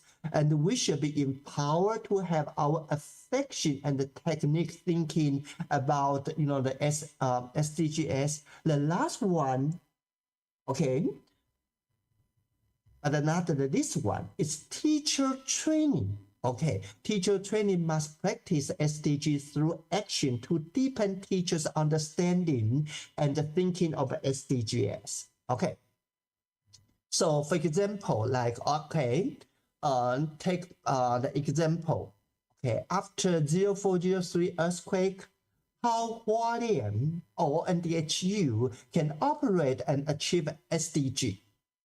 Right, because the SDG issue facing by Hualien and NDHU, it might be, it's different from, the other university in Taiwan, right? So when we are thinking about SDG issues, it's not only the global issue, but also a local issues. Okay, so it's a money issue. For example, like, okay, it takes $66 million in 3 years to rebuild a campus. Okay, that's only campus, not the Hualien County. Okay, and in addition to the massive dollars spent on rebuilding the campus, what can a teacher or educator do? Right? Okay. So here is the example, okay? But this example is from, the conference, okay? Well, so that's why I'm so glad, the university has this wonderful international webinar. So this is a very good example, okay? Education or educator can do, right? But from this poster, I have some question for the audience, okay?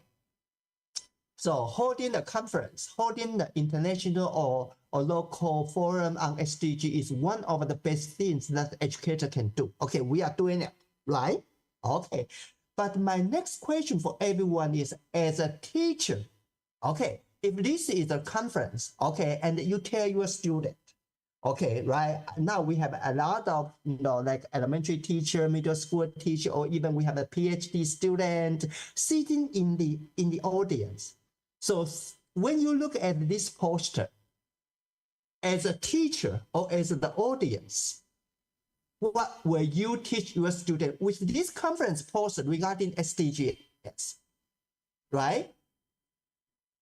This is a very simple material, right? It's a very simple and handed, okay? That is the poster, okay? And you can tell your student, I joined the international webinar, okay? And, from this webinar, how many SDG issues you can teach your student, right? Okay, how many SDG issues related to the content of the conference poster?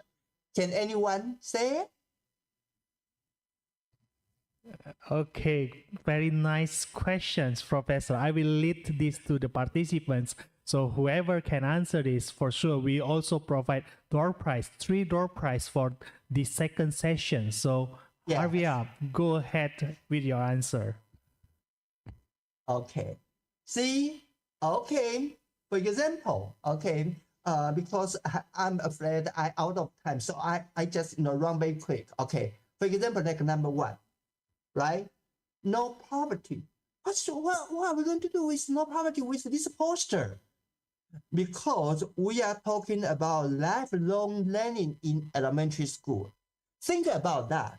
If the children with poverty, how can they have lifelong learning?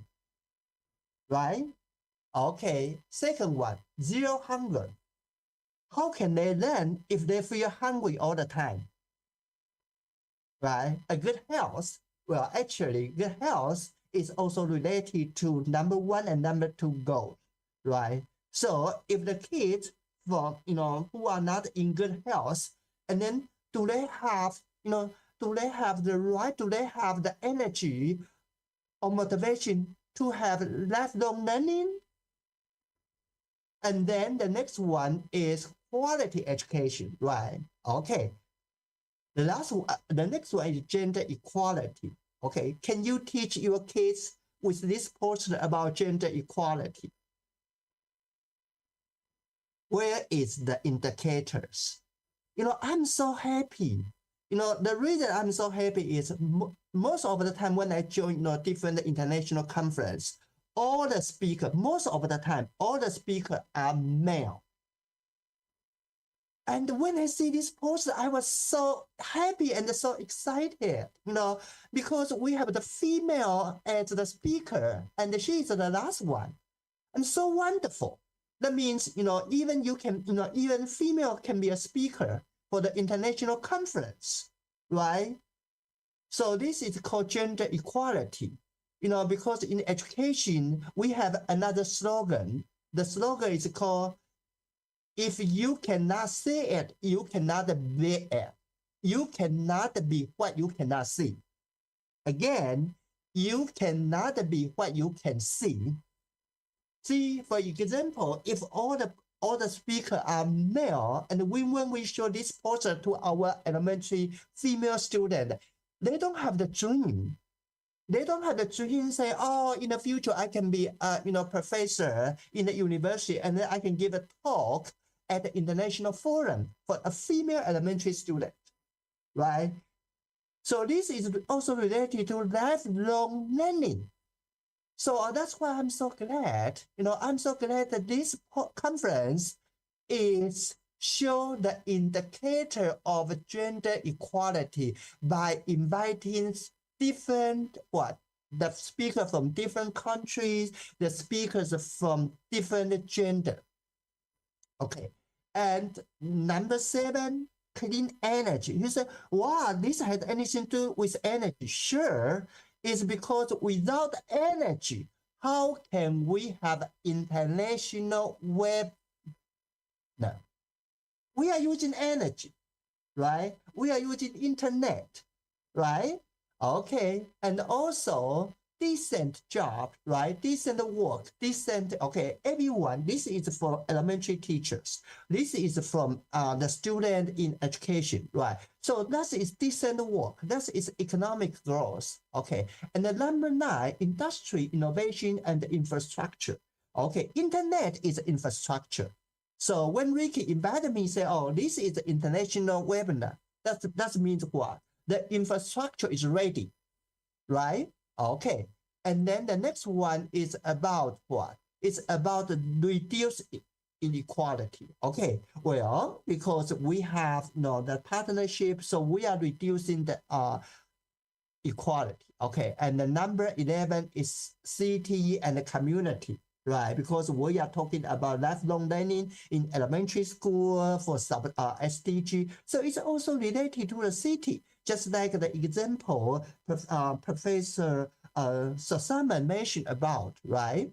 And then it's peace, it's justice, right? And of course, the last one is a partnership. Okay, see, even from a small, simple poster, you can bring a different issue related to SDGs. So SDG is everywhere. Okay, again, another slogan I like everyone to take home is we all lifelong learner. Okay, we all lifelong learner. Okay, so lifelong learner is self-initiative education. Okay, and usually it's outside of the classroom, outside of the classroom. So be sure to teach your kids something important outside of the classroom, right? So usually this is what I believe. I always believe what my kids learn outside of the classroom is much more important than in the classroom. Because in the classroom, they are informed of my observation. They know how to please teachers. But outside of the classroom is a self-learning.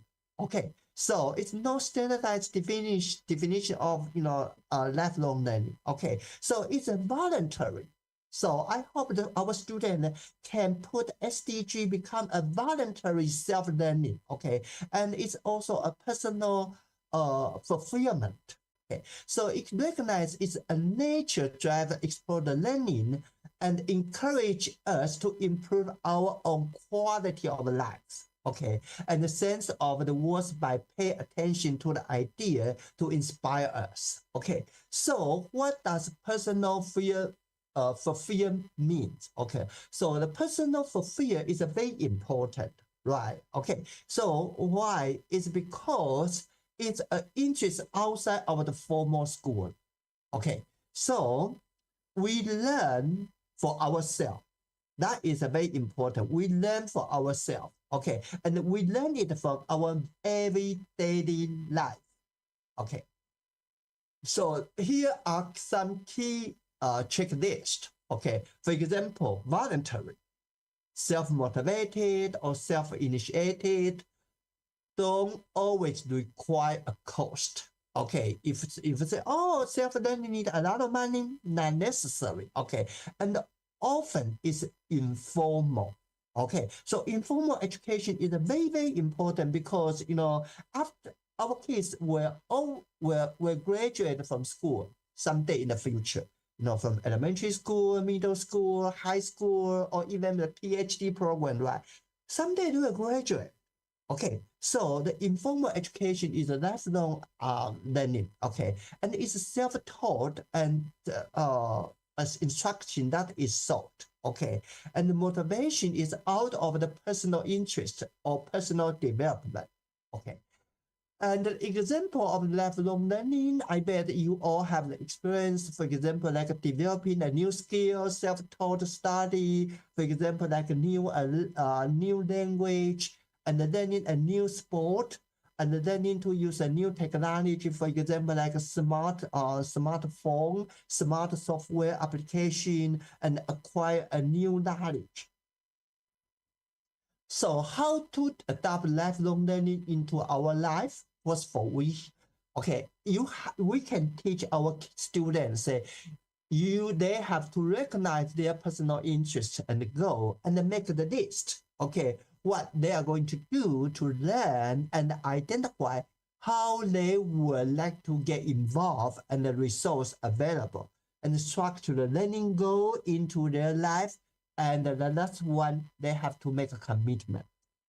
Okay, so again, learning is about you. Okay, so we can tell the student learning is about themselves. Okay, they learn not for teacher, not for school. Okay, they learn for themselves. So reflect on student passionate about and envision their future, and it should be self-directed learning. And also, for example, if learning history is student passion, and then let the student, you know, kind of like explore this interest in the future. Okay, and for example, like make this, right? Well, this is kind of like illustration, and yeah, okay, maybe I have to skip this one, make commitment, and now here is another question for everyone, right? Okay, when I'm talking about lifelong learning, and lifelong learning is kind of like a voluntary, lifelong learning is self-directed, self-initiated, and lifelong learning doesn't cost too much money. Lifelong learning should be, you know, informal, and lifelong learning should be, you know, related to your passion. But my question here, whose lifelong learning it is? Right. When the theme of the conference called lifelong learning, have anyone in this audience think about whose lifelong learning it is? In other words, who has a lifelong learning? Who has a lifelong learning?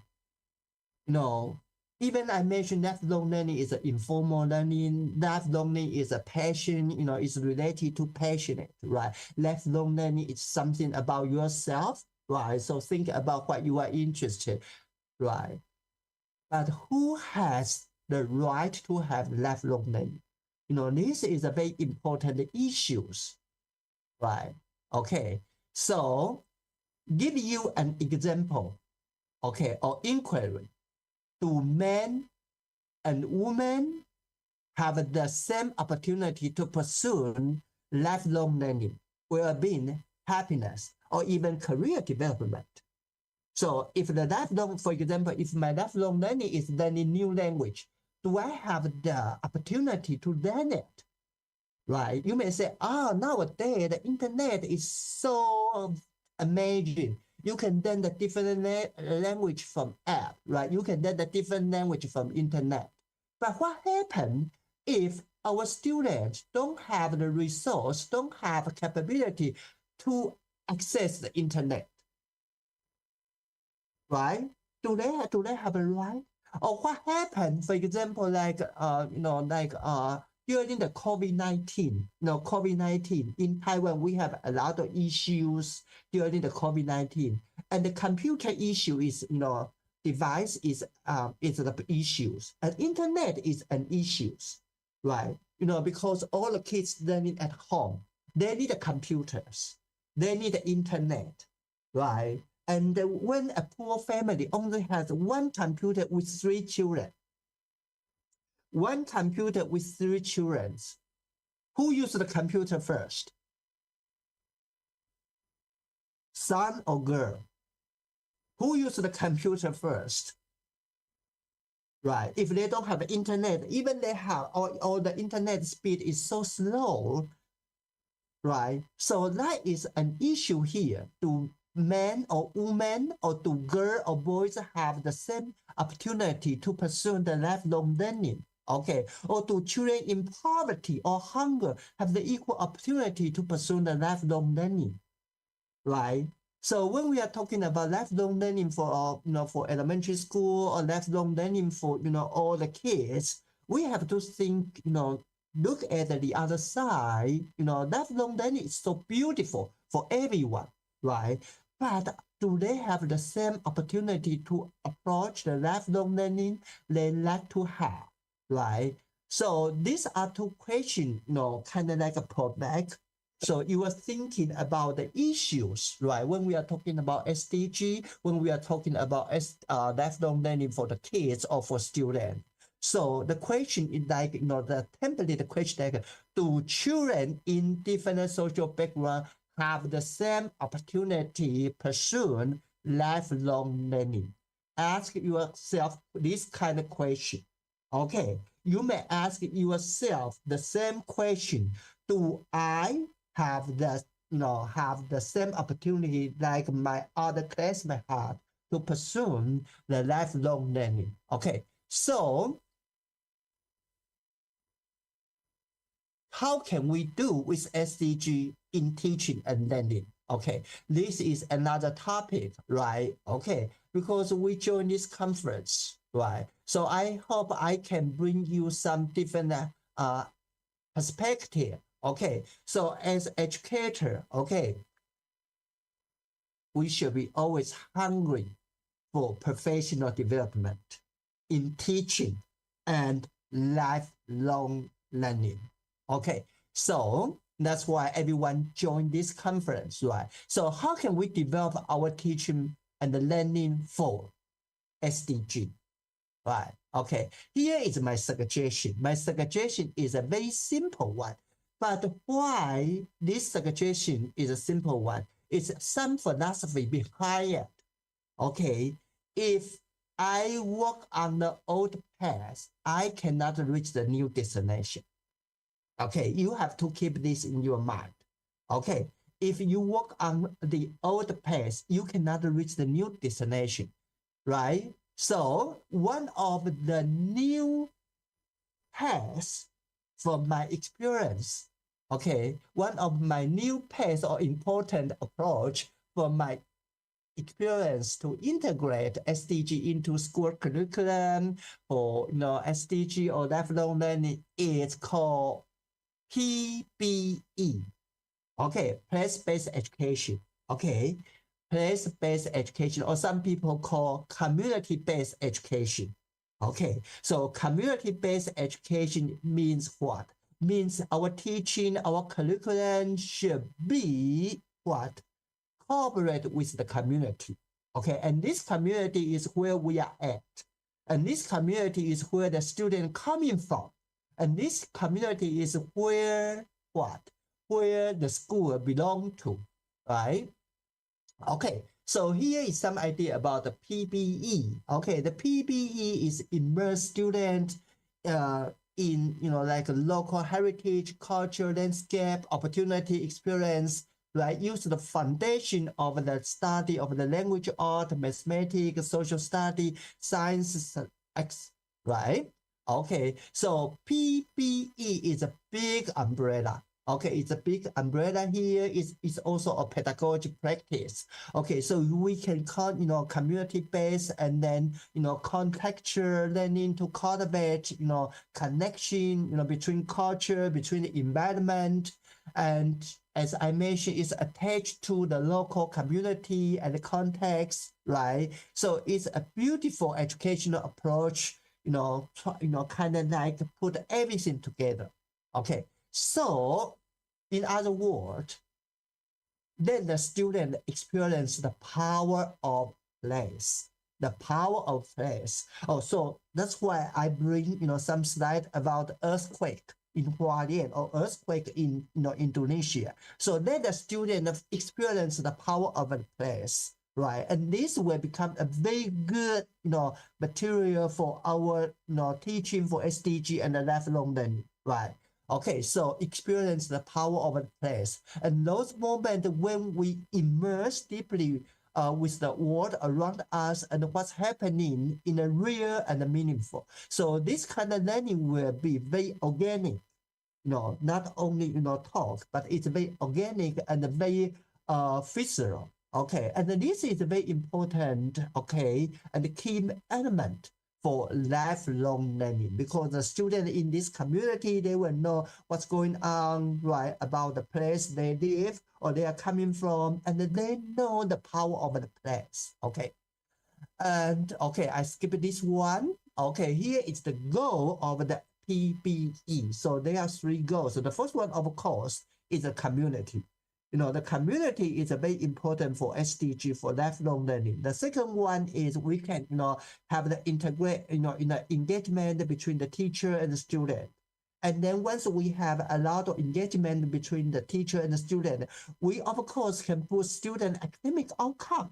So they are interaction among the 3, these 3 goals, right? And then the next one is a benefit, okay, because short of time, so I'm skipping the benefit of PEB.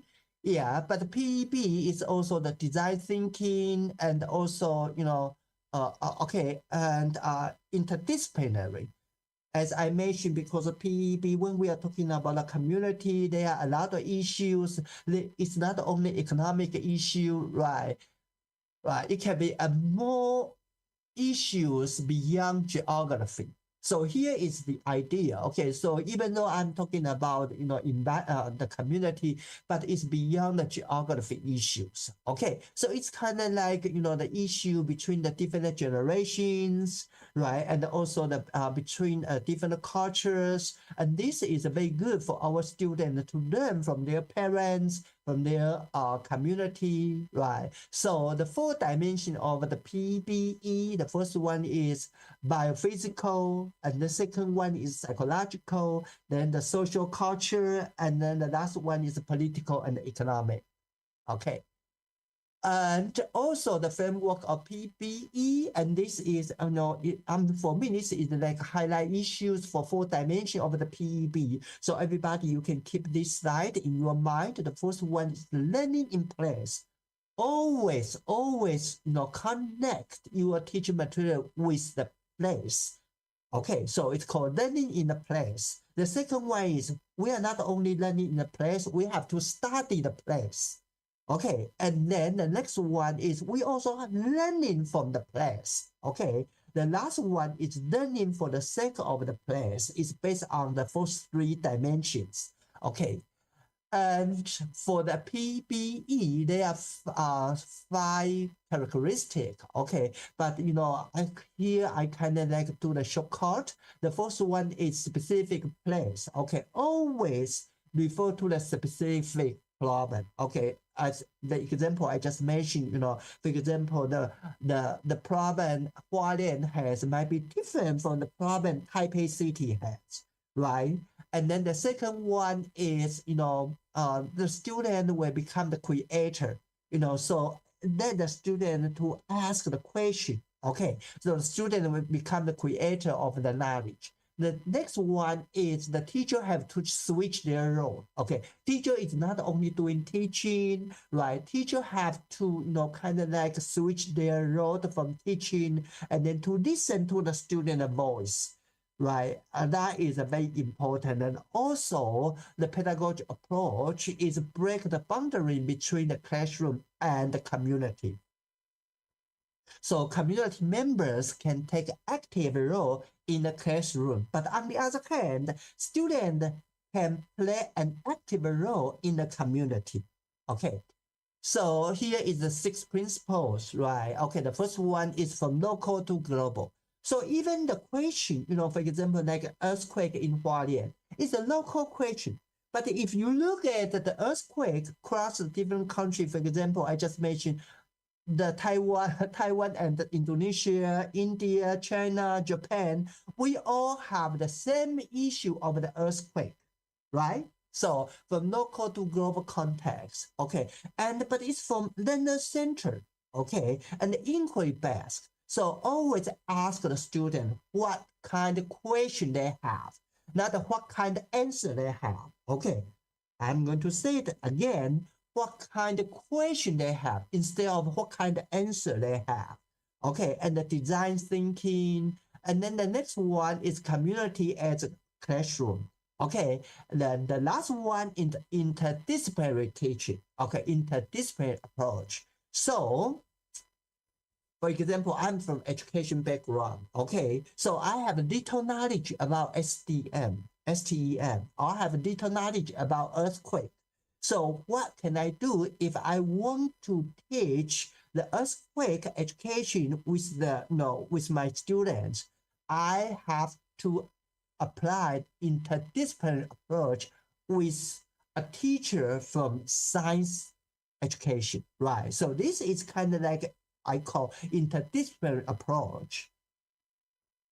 Okay, so PE, but of course, PEP has a challenge, okay, because, teacher, you have to change your role, right, from traditional teacher role to, to we call, this is very particular, you have to switch your role, and also you are able to create a space for the student, right? And it takes a lot of time, effort, and resources, right? And the multiple in-depth teacher meeting, as I mentioned, if you like to, cooperate with other teachers, you need to have a lot of teacher meetings, right? So this is a challenge, okay? And also, a teacher has to, kind of like design the curriculum with what? With the community. So the teaching lesson plan will be quite, challenge for the teachers, right? Okay. However, the research also show a few teachers feel that they are ready for this given different constraint. Okay. So this is a challenge, but it's good to have the challenge, right? Nowadays. Okay, Ricky, how many minutes I have? Yes, Professor. We will have the last 5 minutes, perhaps. Last 5 minutes for the session or for my speech? For your speech. After that, we will go to the Q&A session. So I will. Okay, here is the example. Okay, but I'm sorry, this example is not from elementary school. It's from my part. It's from the higher education part. But it's kind of like PEB with POPBL and interdisciplinary teaching and design thinking in higher education. So this is, as I mentioned earlier in one slide, if you walk on old path, you cannot reach the new destination, right? So I try to, kind of like, like integrate the PBE with the POPBL and the interdisciplinary teaching and the design thinking, okay, into the higher education. So this is experience from myself. Okay, yes, nowadays we teach, the college student, we hope the student can have, a lot of creativity, problem solving skill, innovation, right? So it's quite a challenge, right? For teacher and also for student. Okay, so especially, we always teach, students, you need to have the project for the course. So we have the project-oriented problem-based learning called POPBL, right? And we also have an interdisciplinary, because when we are talking about POPBL, the question may have a different, discipline from the different, aspect. So this is kind of like interdisciplinary POPBL curriculum. Is a very powerful ways to cultivate the student critical thinking and the creativity. Okay. So let me skip this one, and we have the team for this purpose, and we call this course is called interdisciplinary course, right? And we have to find a PBE community. Okay, I skip this one. This is okay. Okay, this is the team. Okay, and you see I'm here. Okay, and we have the different professor, from the different, discipline. Okay, so here is my team. We have the 1, 2, 3, 4. We have the 4 professors. Okay, from different field, right? So and we also join the workshop to enhance our knowledge in a different area, right? Because we have to learn from each other. Yeah. Okay, and the POPBL, I skip this one. Some of you may already have idea about the POPBL, right? But POPBL, again, is student-centered program, okay? And it's a learning process rather than recording knowledge, okay?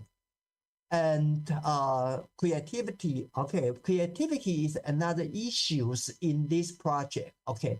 What are creativity definition? Okay, well, it consists of fluency, flexibility, originality, and elaboration. And because we are talking about engineering creativity, so based on the literature, I add one more, which I call a function creativity. That means, when we are talking about engineering creativity, we have to have the 5 dimensions, okay? Fluency, flexibility, elaboration, and the function creativity, okay? So 1, 2, 3, 4, 5. Okay, so we have the 4 original dimension and plus usefulness as the central theoretical framework of the engineering creativity. Okay, and the design thinking is a hit nowadays from the elementary all the way to higher education. But here I probably just show the slide and that the design thinking is kind of like from divergent thinking to convergent thinking. So we and we have to 5 stage for the design thinking, emphasize, define, ideate, prototype, and the testing. Okay, so 1, 2, 3, 4, 5, and from this 5 stage, I use what? Divergent thinking, convergent, divergent, and convergent. Okay. And here is the place we call PBE, the community. And this place is in Taipei City. And this is the old historic site, the traditional Chinese building. And it is, since 1945. So sometimes we call a Japanese civil servant residential area. So we give the student this community, this district. Okay, and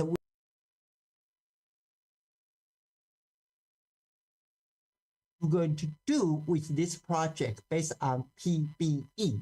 Right, so they have to talk to the community, they have to talk, but when we are talking about a community member, the community member are quite diverse. They have the old people, they have the young people, they have the people with different job, they have the people with different gender, they have different, they have the, the community member with a different background. So the student have to talk to the diverse community member. Okay, and here is interdisciplinary curriculum. For PBE in this study, we have a design thinking, we have a future thinking, we have a participatory design. So all 4 professors contribute their field in this PEB course. Okay, So, and these are study participant, okay? And this is the curriculum across the 16 weeks, okay? Here is the some slide from the classroom. See, as I mentioned, the student have to talk to the different president and ask them, what do they have in their mind if they have the new community, new plan for the community. So our student is talk to the different community member, okay, and then they bring back the idea, and then for group discussion, right, and then they try to use the supplement and then come out of the idea. And of course, once they have the different plan, they have to show the community member and ask the community member to see this is our design, right, and see, did you see the 2050? So this is kind of like build up the new community for 2050, not only 2030. So, kind of like a future thinking, right? Okay. And this is the 5 dimension of the creativity. And here is the instrument I use, okay? And because I'm short of time, so I probably just, go through, and then in the end we ask students to show their design to the classroom, and then here is the result. We find the student in our course show the highest score across the different dimension of the creativities. Okay, so I skip the discussion. And I like to show you the implication. Okay, the first one is the success of the failure or the fail is all due to the same person. I mean, the same team member. So the member, okay, that's why, if you make a success, that's because of you. If you make a failure, that's because of the same of you, right? So same person is a very important. So your determination is a very important. But however, a lot of the school undervalue the disciplinary work. Okay. And then the second one is, the interpersonal communication is very important because, you have to talk to the different professor from different interdisciplinary. Okay. And, everybody have a different definition of the teaching philosophy and the learning philosophy. So a lot of communication, interpersonal communication occur, and may not be, that familiar with, PBE, and then they always say, Professor, can we just stay in the classroom? We don't have to go outside. We don't have to, ask the, community member, because that takes a lot of time, right? So the campus culture is also very traditional. So it's also a challenge for, the teaching team. And the last slide I like to share is the journey of the PEB with teaching and interdisciplinary teaching. For me, it's broadened my mind, but also shapes my mind. Okay, so that's why I bring this issue to this conference, and I hope our audience can try this. Okay, and here is my experience. Okay, the first one is no one fits all. Okay. Every student with different disciplinary, okay, especially if we are talking about lifelong learning, you have to understand no one fits all. The second one is, as a teacher, you should be very flexible, okay? Sometimes you have to be very flexible, go by the student learning, right? The next one is be open. Okay, every single student is unique. So you have to be very open to your student and then increase the student confidence, right? And this is very crucial for lifelong learning because you are the model of lifelong learning, right? In the second slide, I mentioned education is nothing but love and the role model. Okay, so you as a role model for students. So if you open your mind, the student will learn from you for lifelong learning. And then the last slide is be honest with your student. As a teacher, I know it's not easy because when I'm talking about role model and then you will think, oh, I will be perfect. I should be perfect for my student. No, I don't put this slogan in my slide, but I like to tell you try to emphasize the importance of connection, not perfection. Try to emphasize the importance of connection, not perfection. So you can tell your student, we are making a connection between you and me. We are making a connection between the classroom and the community. We are making a connection between you and other teachers. So connection is always much more important for lifelong learning than perfection. Okay. Well, I think that's all for my teaching. Okay, for my speech. Okay. So here I like to say again, we cannot reach the new destination if we walk on the old path. Neither can our student. Well, thank you very much for all your attention. Thank you. Thank you very much, Professor Chang, for your great speech. And for sure, we all got the wonderful insights from you today. And before we go to the Q&A session, allow me to summarize your speech today in 3 minutes, perhaps. So I would like to summarize your speech today into 3 big parts. How you start your presentation today, about SDGs and how you relate the earthquake in Taiwan and Indonesia to the SDGs, and for sure how we make sustainability to our earth and also our home, because we are facing the same issues, the same SDGs issue in Thailand, in Taiwan, and also Indonesia, and how we put SDGs into action. And we have that 17 actions here. So SDGs is not only about the theory, but it's more important about the actions. And you also mentioned and introduced to us about the 5 principles, the 5 P principles, which are integrated with one another. And also I like one term from you, Professor, because you say SDGs not only about the global issue, but it's also about the local issue. That's why I like that. I think the term globalization works here in this issue. And we go to the second part. The second big part here is about the lifelong learners. And there's one term that you shared to us, to the participants, that there's this one term we should bring back home, that we all are the lifelong learners, and there are 6 key checklists for the lifelong learning, and most important is the voluntary and self-motivated and self-initiated. And also there are 5 ways how to adopt the lifelong learning. For sure, we should also be critical to ourselves by asking the equality in pursuing the lifelong learning opportunities.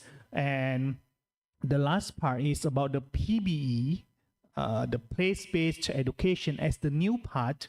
Yes, today as the moderator, I also learned that if I keep walking on the old path, for sure I cannot reach the new destination. So hopefully all of us here, the participants, we can walk on the new path in order to reach the new destination. And PBE, the place-based education, can be the new path to give impact to the community.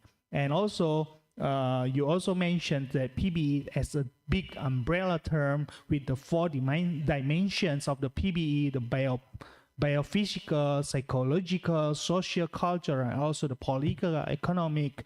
And the last is the term of POPBL, how we combine both project-based learning and also the problem-based learning combined together into the new term POPBL. I think that's I can summarize, Professor. It's very great insight. Yeah, thank you very much. Good job. Okay, and we would like to go to the Q&A session. Let me see, operator, please help me. Do we have any questions in the chat box?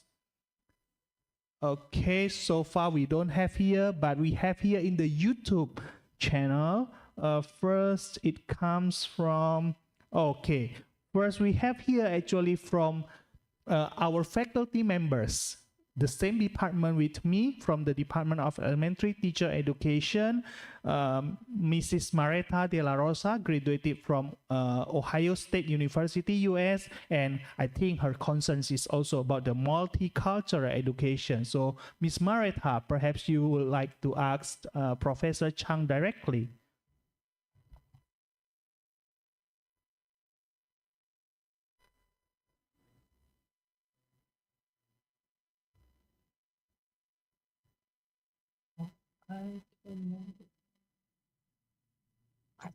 Hi, Prof. Chang. Okay.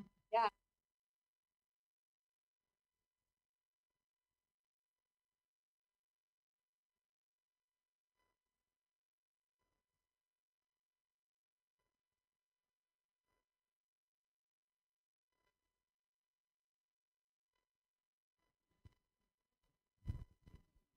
Okay, can you hear me? Okay. Yes. So yeah, my background is on multicultural issues. So I'm teaching multicultural topics, including DEI. You know, I believe you must be familiar. Diversity, equity, and inclusions. So what are your suggestions, you know, in improving my teachings in relations to implementing SDG elements? You know, because this is I think this is a crucial issues that we have to pay attentions, especially on the young generations. And in my context, I'm teaching pre-service teachers. You know, in the future, they will be a teacher who teach young generations. So I wonder what is your suggestions, perspective on this? Thank you. Wow, that's a essential question and also a crucial question. Okay, well, one key word. Okay, one key word: reflexibility. Reflexibility. Reflexibility. Okay, what do I mean by reflexibility? I can give a very quick example. Okay, for example, when I was in elementary school, when I was observing elementary teachers in Hualien, okay, I observed a teacher, right? And she is because she graduated from teacher college, with we call it middle level of SES, right? Okay, so when she in the elementary school, she teach, and then one day she showed the student about we call department store, department store, the key called department store. And the one of original student raised hand, said, "Teacher, what is department store? What is department store?" And then the teacher was so, "Oh, you don't know the department store? Okay." So the teacher was so busy to kind of like a Google and then show the building, the picture of the department store to the student. Right. He said, "Oh, you don't know what the department store is," right? And I was so surprised. The teacher said, "I was so surprised you don't know what the department store is." Okay, so now I'm showing you what the department store, the picture of the department store. Okay, well, usually a lot of teachers doing this, and then they call this is multicultural education, because they try to build up the student knowledge about the picture of the department store and what look like. Okay, and the teacher think they are doing a good job. She's doing a good job. Okay, but when I saw that, I was so shocked. I said, is this a multicultural education? No. Right. This is not a multicultural. Even though you teach the student with low SES, when we see other students with low SES background, they may not have experience, or they may not have a chance to see the department store, right, in person, right? So as a teacher, here is my answer. That's why I call reflexibility is very important. Okay. Think about that. Okay. When you were little kids, did you have any experience what teachers say in the class and then you didn't understand it. What teachers say, for example, like if a teacher say about CO2, and okay, when I was a little student, a teacher said CO2. What CO2 is? And then think about, did you have dare to raise your hand and say, teacher, what CO2 is? This is called reflexibility. If you didn't have reflexibility, you will say, oh, I help the student, because student didn't know what department store is. I do my best. I show the picture to the student. For me, this is not multicultural education. This is just, we call capital education. Kind of like, okay, you don't have something that I show you something. You don't have something, I show you something. But you don't have reflexibility. Okay, reflexibility is put yourself in their shoes. Put yourself in their shoes. What happened when you were a little kid and you didn't understand what the teacher said? Did you have the courage to raise your question? Were you afraid some classmates will laugh at you, say, what? You don't know the department store is, right? So if you understand the fear of the student has from that little background, you will know how to teach multicultural education. Yeah, so this is my quick answer to your, because your question is very big. So if I can give you a quick answer, a key word is called teacher reflexibility. Reflexibility, okay. Thank you so much for your answer. Thank you. Okay, thank you very much, Ms. Mareta, for your questions, and thank you, professors, for the great answers. And I think we have the last questions here from the YouTube. This is from our student from the Department of Elementary Teacher Education, 15 Salma. Oh, that's good. I like to have question from student. That's good. Okay, so the question is, if we want to make the education for sustainable development, we need to start from the simple thought. For example, like the daily habits and making some sensitivity or sensibility in our environment for all of the participants. So the question is, how can we make these daily habits and the sensitivity in our environment for all of the participants so the education for the sustainable development can be easier to pursue? Well, again, this is a very, very important and a very, essential question. Okay, I like to take as research, but I forget the name of the research. But I read this research before. Okay, when we are talking about SDG or when we are talking about environment, education, or protection, there are three parts. Okay, three parts. Just like we all are teachers, we know when we are teaching any curriculum, any lesson plan, we have three parts. The first part is cognition. Did you know what SDG is? Right, that is a knowledge cognition. The second part is affection. Did you have a feeling for the, for the environment? Right.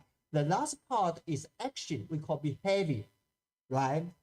Cognition, affection, and action. Right? Okay, three parts. Of course, usually we do the first part first. Okay, the student have to know what SDG is, what environment protection is, right? That is a knowledge part. The second part is, did you have a feeling, for example, like I showed a picture of an earthquake, right? So students have the feeling. So the feeling is related to, like empathy, right? The last part is to take an action. Okay, here is the, okay, did everybody see the bottle I have? Okay, I use this bottle as example. Okay, I bring my own bottle anywhere for any meeting. Okay, and one day one of my co-worker, administrator, a male administrator, asked me, "Oh, Professor Chen, how come you always bring bottle to for the different meeting?" I said, "Well, that's environment protection. Right, I don't want to waste paper cup, right? Okay, so I have the knowledge, right? And I have the feeling and I have the action. the most difficult part is action. It's action. Okay, it's action. And another example I can show you is I joined a big conference in Taipei last year. Okay, because it's a big conference. Okay, so the host university is do their best, and then they prepare a lot of what, a lot of bottled water, bottled water. Okay, and what iconic, the issue of the conference is SDG. The issue of the conference is SDG because SDG is a hit issue, right? So during the conference, I raised my hand. I said, hey, everybody present your topic is so wonderful. The knowledge is so beautiful, right? We ask students to do this protection, but look at our daily life. The university who hosts the conference use a lot of bottled water. How many bottles? And even the lunchbox, the lunchbox, they all are plastics. And I say, what, I don't know how to say that. I said, what ironic. We are talking about SDG issues. And we are use a lot of paper box, like a paper cups. And we use a lot of plastic box. And we have a good knowledge. Everybody has a wonderful, because most of them are professors. They have a wonderful knowledge. So if you ask me, role model is very important. Remember, I mentioned about, the education is nothing but love and role model. If you put SDG is very important, then show your student. Don't just talk, right?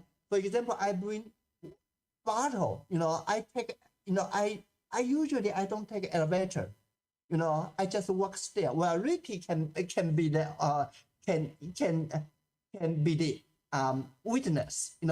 Most of the time I walk stair. I don't take elevator unless I'm so sick or I carry big stuff. Because this is environment protection, right? I will not only do the lift service. It's in the action. So if you ask me, daily life, lifelong learning, that's very important. But be sure to put action. I know this is not easy, right? And be sure to be the one, raise a question. Just like last year, I was at a conference and I raised a question. I said, what's ironic? And we all are talking about SDG, but we are not doing SDG. See, we are talking SDG, but we are not doing SDG. What's the problem, right? Well, that is me. It's very critical. Yeah. So that is my simple answer to your big question. Okay, thank you very much, Professor Chang. Yes, I do agree with that. So we are not only discussing about SDGs, but we need to put the SDGs into the actions. Okay, so Professor, we have reached the end of our second session. So before we close the second session, we from the committee, we would like to give you a token of appreciation by giving you the certificate. I will later send it to you directly by line.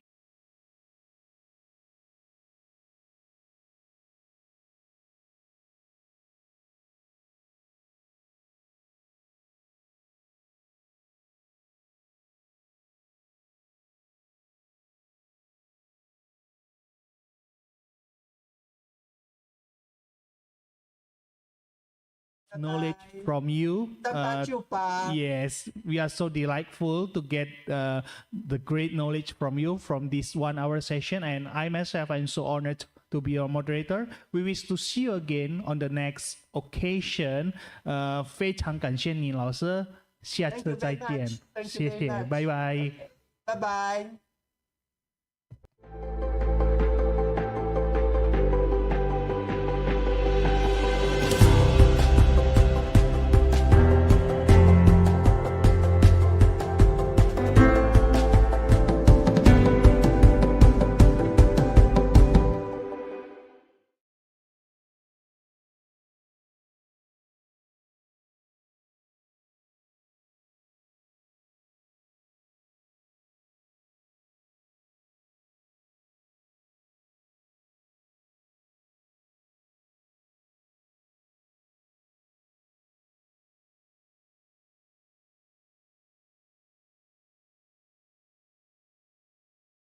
Negeri Surabaya in Elementary Education Department.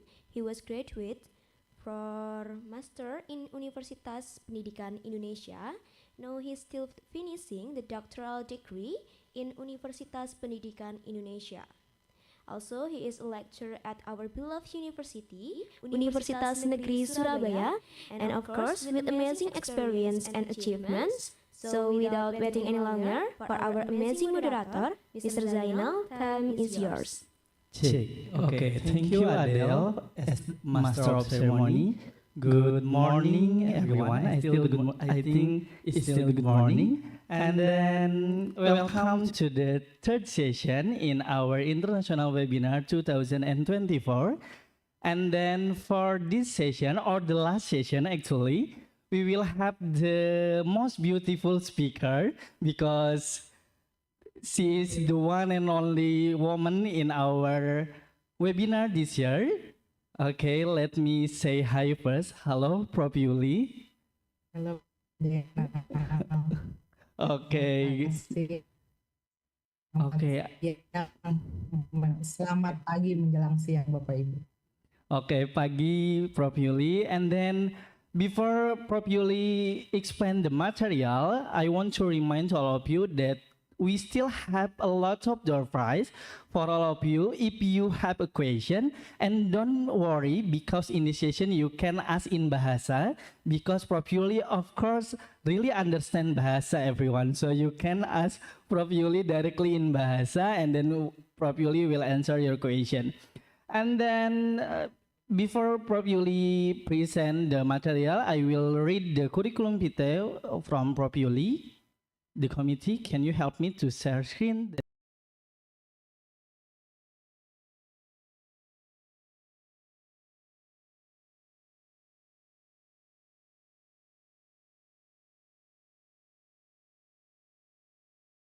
For master and also PhD in Australia, and then she was focused on STEAM and then TPACK and then transformative learning.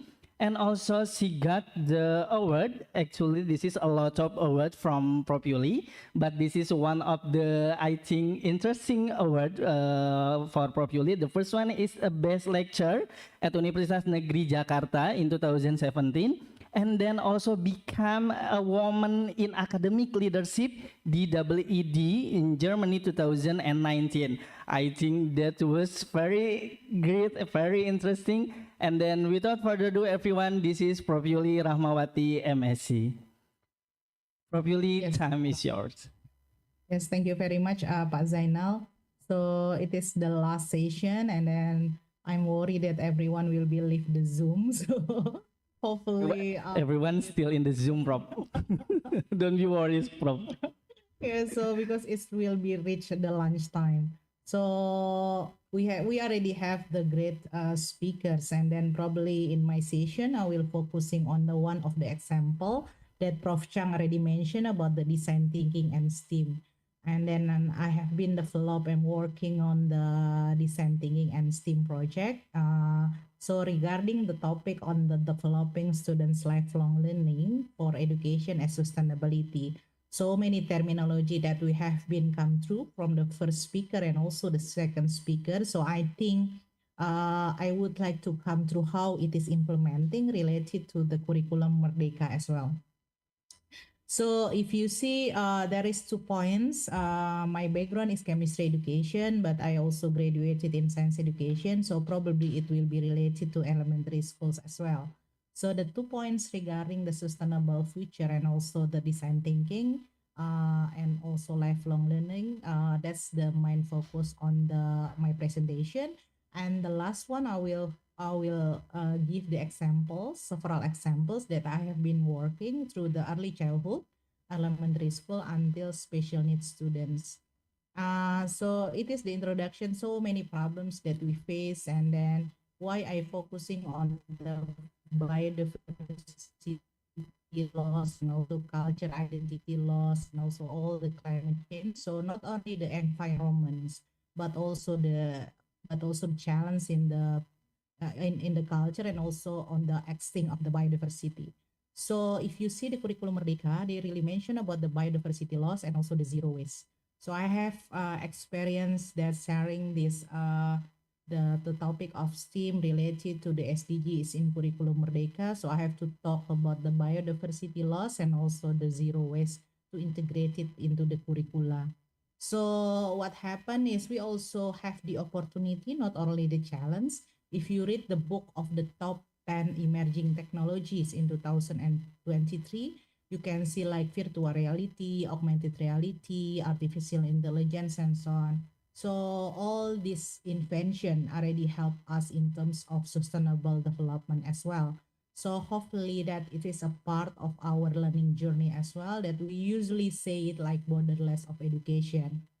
And we can bring these ideas into the classroom, especially as a science teacher educator. I feel that the teachers in elementary schools is really playing important roles in the ways of engage the students to develop their motivation to science learning. So because during the high school, secondary school, especially in the secondary school, they just becomes don't like science because of the content, the heavy content in our curricula.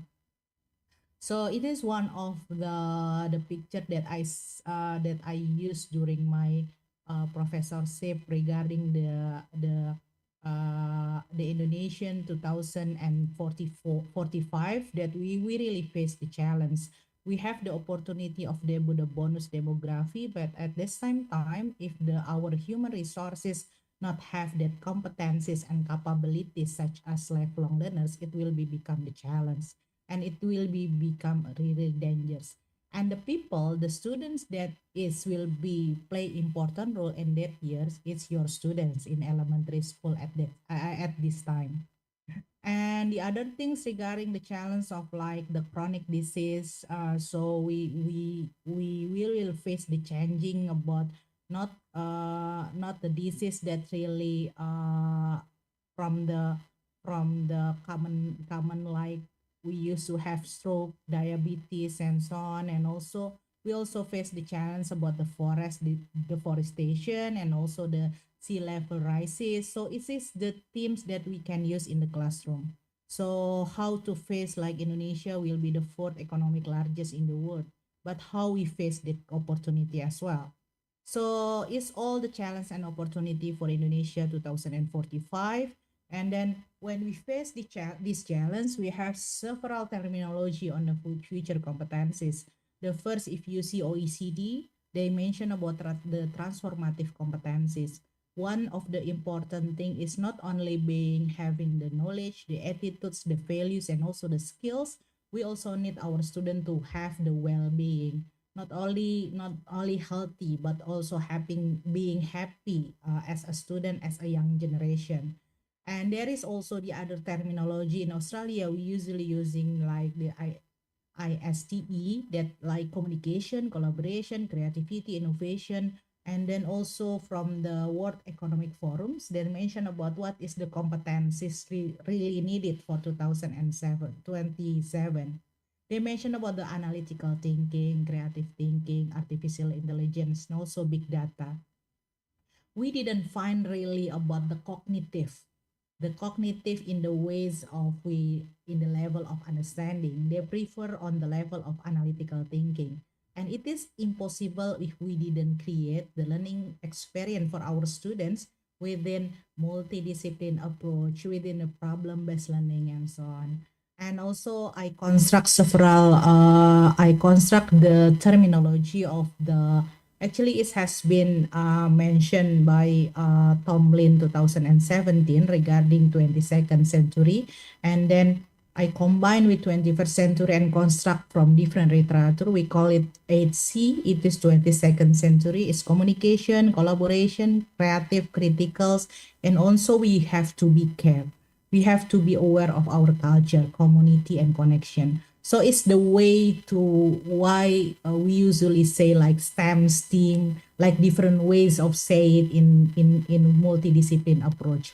And also we call it like the other thing about transferable skills. It is also a part of that all competencies they are needed. And also the topic of this conference, the seminar, the webinar is the lifelong learners.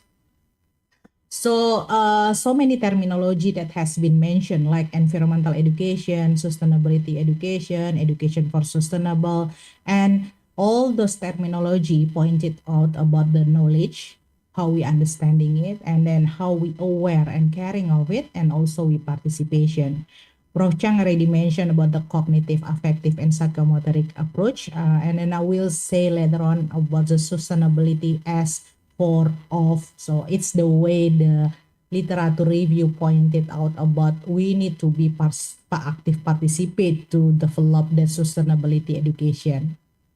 And then it is the sustainable future and also lifelong learning. So if we see the SDGs is mentioned all the 2030, but if you see the evaluation on the select target, all the colors still in red, orange, and yellow, and only few in green.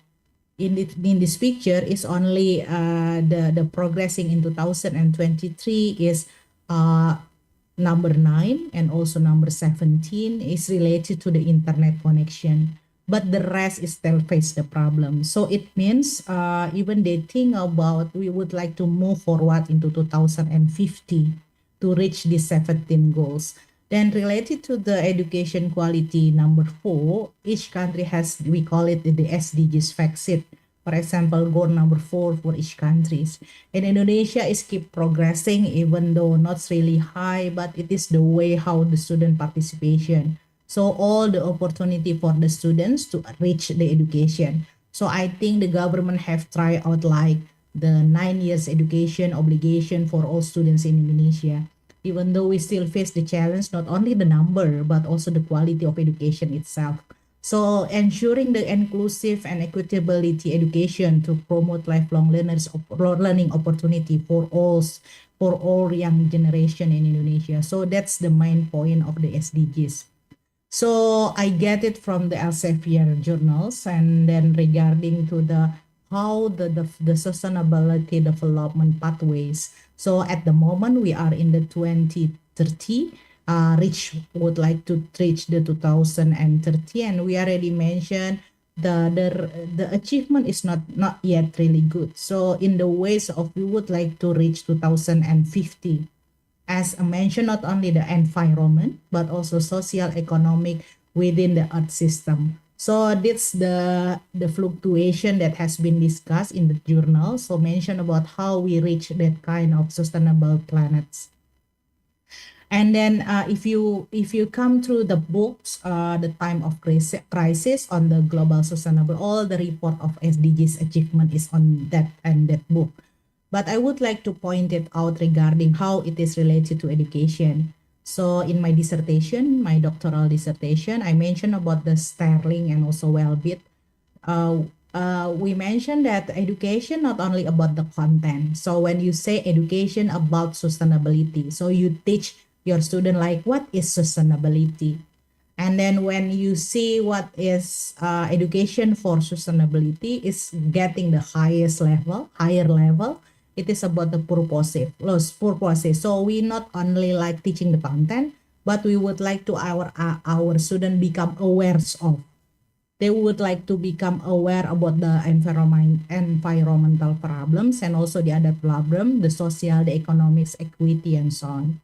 The last one and the highest one, it is education as sustainability. That's why I put my title on the education as sustainability in the way of empowerment and also the action. When the students not only aware and also caring, we expect that student doing something. Yeah, the small thing like then less use the plastic and they throw the rubbish bin and classify all the rubbish, and also they think about they have to give opportunity to others and so on. So that's about the empowerment and also the action. And then if you read through all the journals, they pointed out different ways of the SDGs principles, like it's mentioned about we have to move forward from the conventional education. And then even though it's using the questionnaire and so on, I think the way they expressed by the article is very good.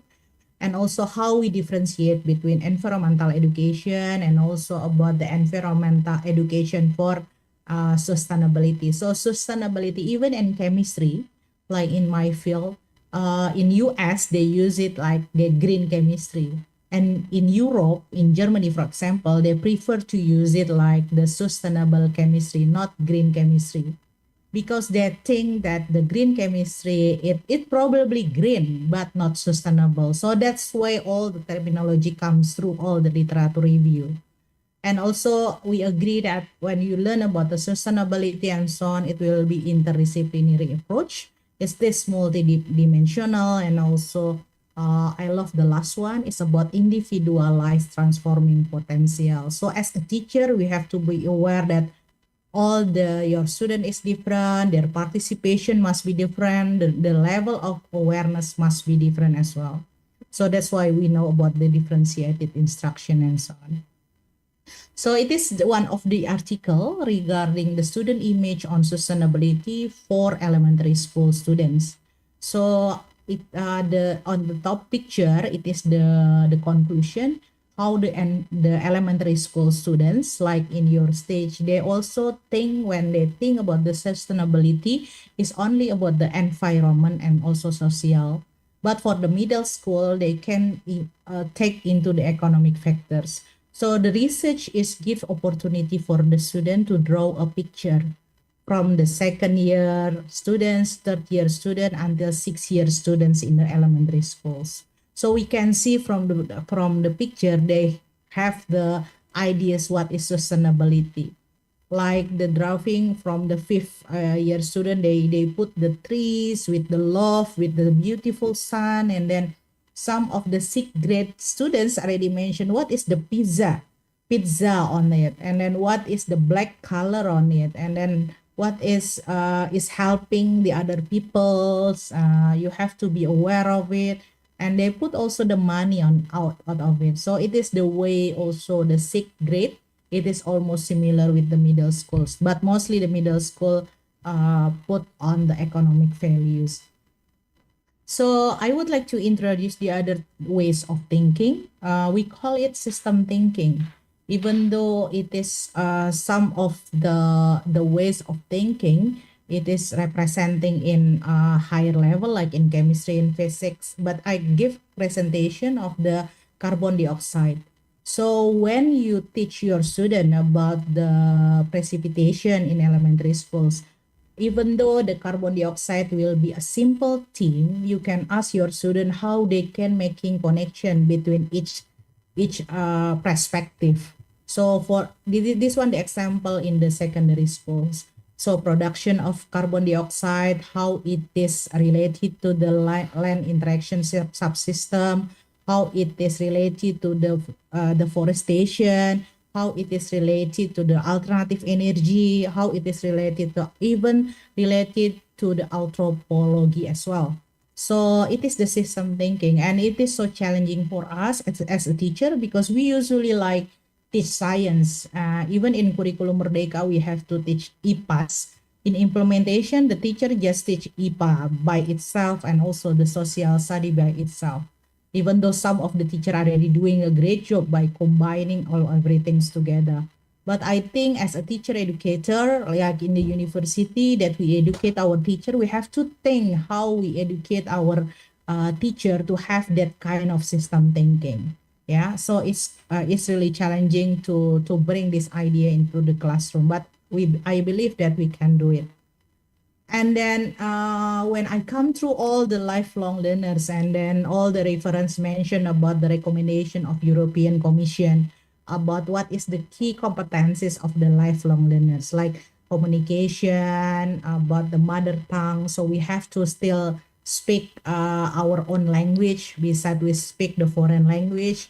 And also we have the competencies in mathematics, science, scientific, and also the technology, digital competencies, learning to learn, social civic competencies, sense of initiative and entrepreneurship, and also cultural awareness and expression. So it is the whole thing that we really need to develop this kind of lifelong learners.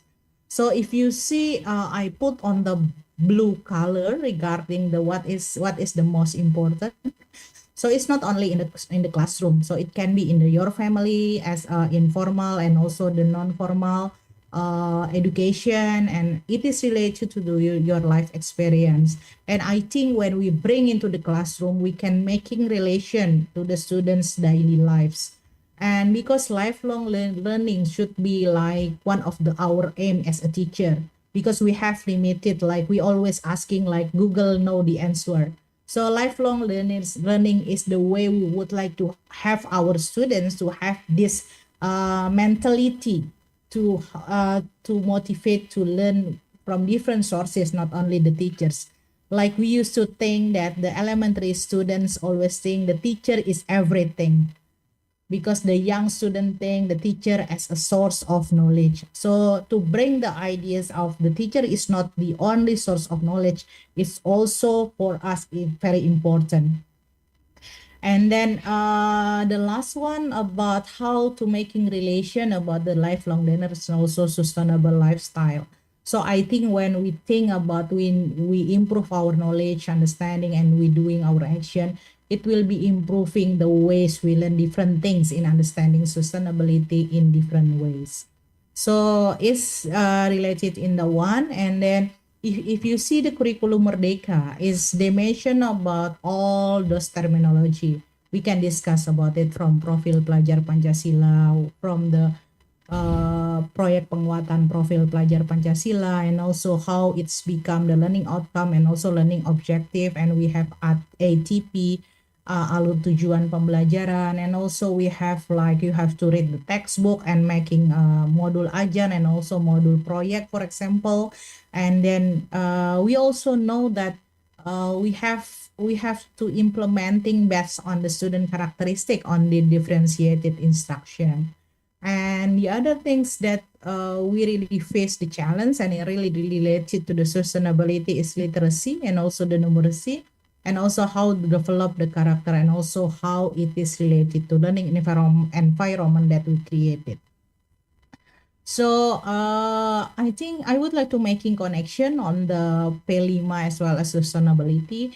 It is one of the theme, but not only in the ways of environment, but also like sustainable lifestyle, and also local wisdom is also cultural sustainability, equity, Bhinneka Tunggal Ika is also the equity. So all the themes is related to the SDGs as well.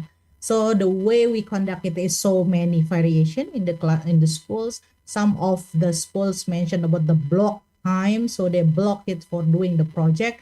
The other just mentioned about they can separate in different months. So I think it is the opportunity, even though we still face the challenge of so many subject matter that we need to be covered in the classroom. But at least the principle of being holistic and also contextual and student-centered and also explorative, it is the way that the ministry would like to us to do it. So beside all the limitations on the curriculum Merdeka and also the P5, I think we can use that opportunity as well for develop to integrate the sustainability. So I think 2 months ago, I being invited by the Center of Curricula in the ministry to talk about the how to integrate this issue in into the curricula in Curriculum Merdeka. And one of the topic is regarding the biodiversity and human health.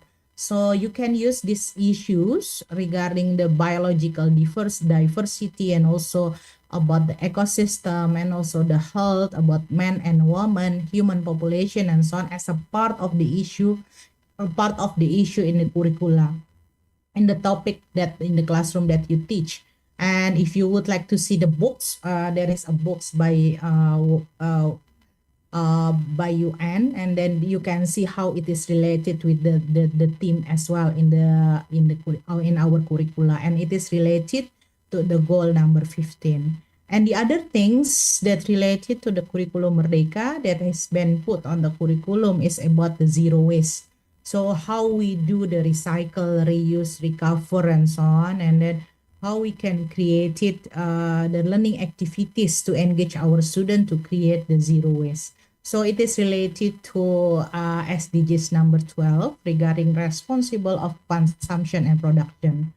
So probably that we can use that issues as well. And I would like to give an example how it will be implementing. It is only the one of the topic on my research. So as has been mentioned that my background is similar with Ibu Neni on transformative education research. And then what we would like to do is we would like to making a sustainable future in the ways of cultures and through the culture, environments, and also humanistic and so on. So all the topics that I've been put here, usually I'm doing research in this field. And also usually my supervised student from undergraduate, master degree, and also from doctoral degree, they do this research in this field. So from social, critical, emotional learning, how to engage through the dilemma stories, and also environmental sustainability using the life cycle analysis, cultural identity on the culture sustainability, ethnopedagogy, ethnochemistry, and also the STEAM. The STEAM also related, I try to combine, it is the things that have been developed throughout the research. STEAM PJBL, Dilemma STEAM, STEM TPAC, Design Thinking STEAM, and also Ethno STEAM. So it is the way how to integrate multidisciplines and have to be contribute to the sustainability. The last one, because my background is regarding to science education, also chemistry education, we cannot ignore the conceptual understanding that I has been mentioned that the first layer is knowledge. So we have to make sure that before we implement the ways of environment, culture, sustainability, we have to make sure as well our students have good understanding of science and also the other disciplines. That's why I try to like mental model, mental state, cognitive structure to make sure how students develop their understanding. So that's the thing about my research focus. And today I would like to share about the design thinking and STEAM. So it is the basic principle that has been developed. We call it like values and knowledge education. There is two best principle. The first is meaningful. It should be meaningful. It should be related to the everyday life. It should be contextual and it should be authentic. That's why it is very important for us to understanding our student first before we create the design of learning. The second one, it should be empowering in the ways of they are a future agent of change. So we have to be aware that we are teaching the student, the young kid, not only because they are young in the ways of the age, they are our future leaders. So in the ways of their own contribution. So I think integration of the values, moral, knowledge, and social interaction, and also the knowledge construction through the cross-culture curriculum and also multidisciplinary is very important. So on the left side, if you see, you can see my publication, probably in the ResearchGate or other Google Scholars about the social emotional learning, dilemma teaching pedagogy, cultural responsive transformative teaching, life cycle analysis, green chemistry, STEAM in the different topics, and also in conceptual understanding. The other terminology we usually use STEM, STEAM, STEM, STEAM. So I think it's depend on what is your aim. Because when you see about STEM, it can be discipline in the ways of like, it is science, is technology, is engineering, it mathematics. So sometimes even if we see mathematics students, it means STEM students.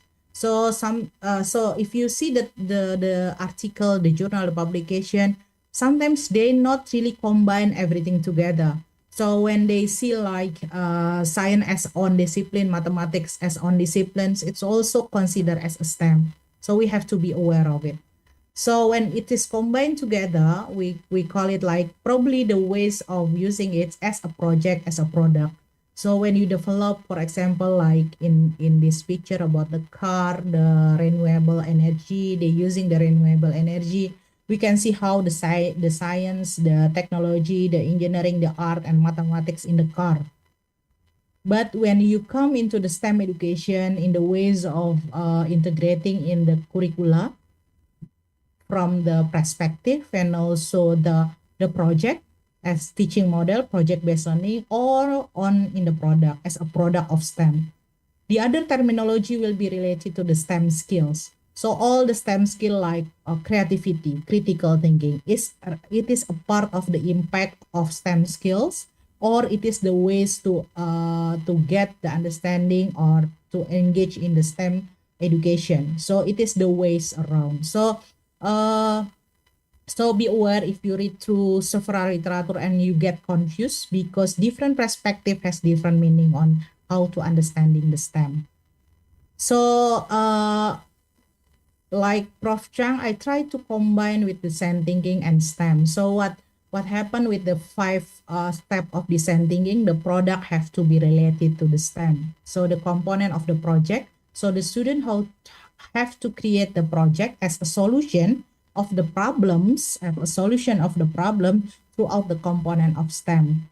So if you see, the design thinking is not only the more than simply combine the content of area of STEM, because it is through transdisciplinary learning. So if you see multi, inter, and transdisciplinary approach, and it's also solving the problems. So like we would like to make the world as a better place, like a sustainable future.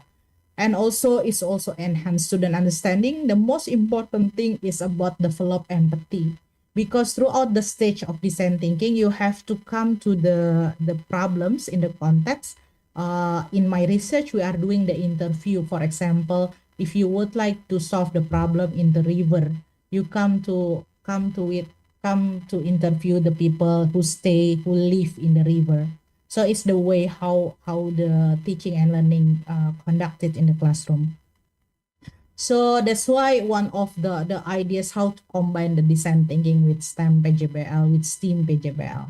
So it is IPAS in elementary is the other ideas I had experience to teach in Australia, and then we usually combine all the language, the social studies, and with the science as well, and then we call it like STEM, how we develop the STEM and also related to the social studies. So if you see this one, the picture here, they use the paper to develop the pipe to drain the water.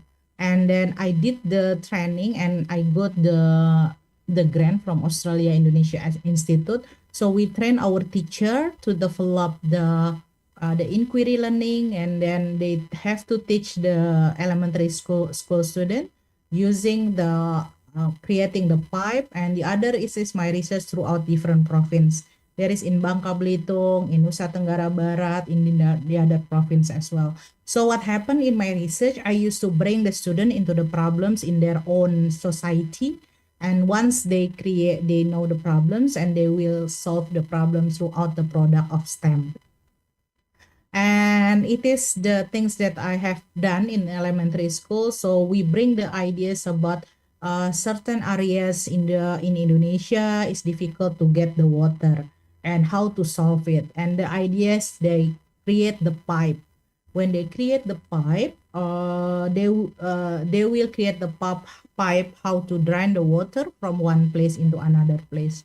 So even though it is simple, but we would like to engage the student, not only just, okay, make your pipe. So we need to bring the students to understand that there is a problem. There is a problem of environment. There is a problem of water, clean water, and so on. So that's the idea. It's not only doing the project, but they really have good understanding about the problems that they have faced, and also the solution that they will create it. So it's all publication of my master degree students on how to create the renewable energy, and they have to bring the ideas how our energy problems, the pollution, and also we have faced also limited energy. So that's the other ways. And then it is my another doctoral students, they develop the STEM with the mobile learnings, and it is related to hydroponics. So sometimes it is small project, and then it can be developed by elementary school students, but it seems to be have to get the ideas what is the problem, and then what related to the daily lives, and also solving the problems throughout the understanding of STEM project. So it is design thinking. So if you would like to implementing in your classroom, So the first step is empathize. So understanding the people. For example, if you would like to bring your student into the canteen in the school, so they can interview the seller in the canteen. They can interview the students who eat in the canteen. What is the problems? One day do they empathize, they will find the problems like, oh, there is a rubbish, so many rubbish there, and there is a rubbish from the food. So they have to choose which problems that they would like to solve. So it is the define. So they have to choose the problems that they would like to solve. For example, the student decided to solve the problem of the food waste. So they would like to solve the problem in the food waste. So they move into the idea. Idea is the solution of the food waste. For example, or if the food waste become a problem, so we can create the fertilizer like the compost, the natural fertilizer. So they doing the project of the compost. So they develop the prototype, they can draw it first.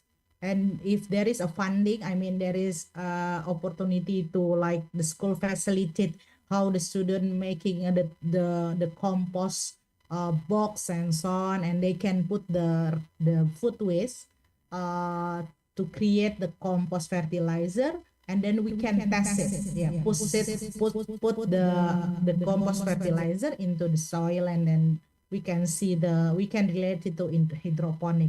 So it is the way, the 5 step of design thinking that you can implementing in the classroom.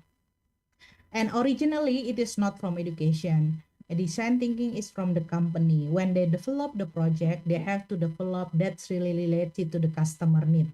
That's why they call it empathize. Being empathy in the ways of what is the problems that are faced by the customer. So it is in my research project. So during the time it is pandemic situation, so we usually using the Zoom to develop the empathize, define idea, prototyping, and the test.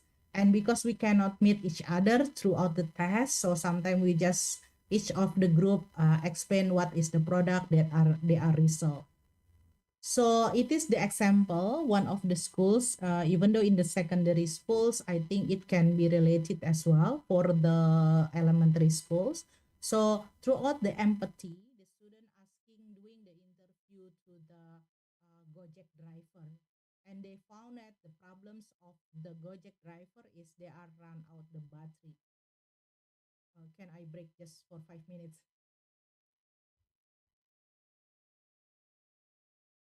Wait. Sebentar ya Pak Zainal Azan, sebentar aja. Okay, Prof. Yuli. While we are waiting Prof. Yuli to continue the explanation, if you have question, you can text in the chat room actually, everyone. Or maybe you can click the raise hand button in the Zoom. And for some of you in the YouTube, you also can text your question in the chat room in the YouTube. And then the committee will read the question for all of you.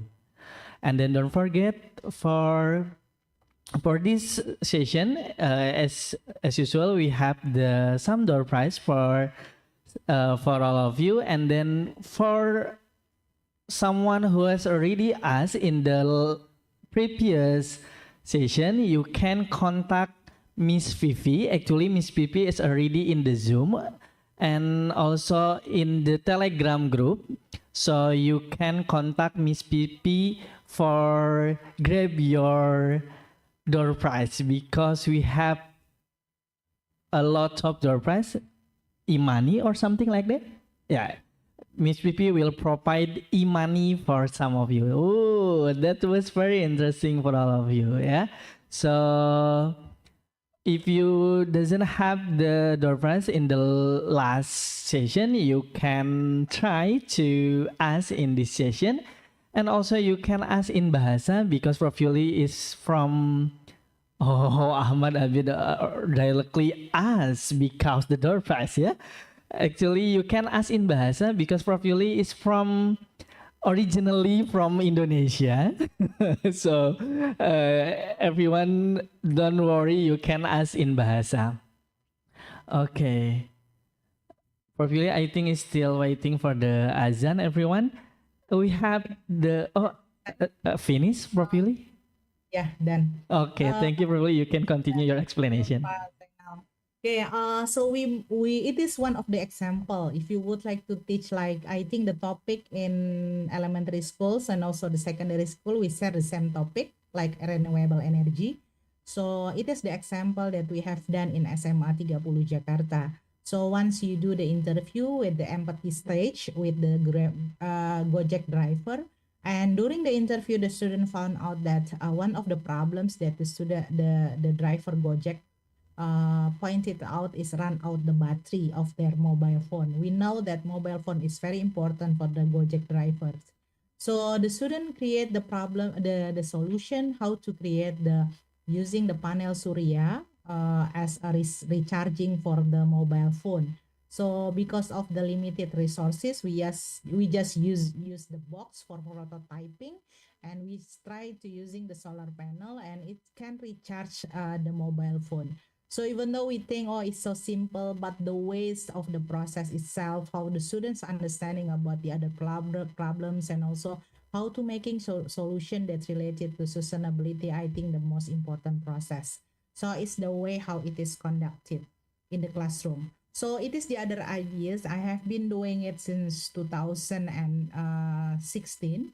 So we have the summer school student exchange in the design thinking workshop. So every year I used to move forward to different countries, and then because we collaborate with the Thailand, Malaysia, and Japan. So this one, it is in Japan. So all the students, all the university students from different background, like engineering, science, education, we work together. So because they are come from engineering department, some of them, so they already have the ideas how to develop the prototype with the high technology, not the high technology in the ways of the artificial intelligence in the ways of the high technology, but the way is higher than the elementary of secondary schools. So, for example, they develop the sensor of the rubbish bin, and also have the combination between the vacuum cleaner, and also they develop the gardening that can be controlling by the apps. So they develop the application and also the project. So we usually we doing it online, and also offline. And during the offline time, we develop this prototype. So if we have 5 stage of the design thinking, on the empathize, on the define, and also in the idea, it is online. But when you develop the prototyping and test, we come together in one country. So last year, it is in Japan, and this year we will come to Thailand. So it is the result for couple years I have been doing this research. Like it has been published in several articles about the awareness of environmental problems, contextual problems, not only environment, but also creative thinking, critical thinking, creativity and innovation, and also collaboration and communication. And the most important thing for me is empathy. So they being aware of the problem and also empathy to others. And the other thing is about computational thinking. And it's the example that throughout the lesson, so they give the picture, they know the picture about the pollution in Jakarta, for example, and also they know how to solve the problems. It's depend on the ideas as well. So it's one of the results throughout the interview. And it is the others idea. If you put the case study, also you sometimes it's become a project based. I also create dilemmas in integrating the dilemma story into the STEAM project. For example, like dilemma plastic, because Indonesia is contribute into the fourth contribution of the plastic waste. So what happened if you would like to buy the bakso with the plastic and so on? So it is the ways how integrated dilemma story into the STEAM project based learning.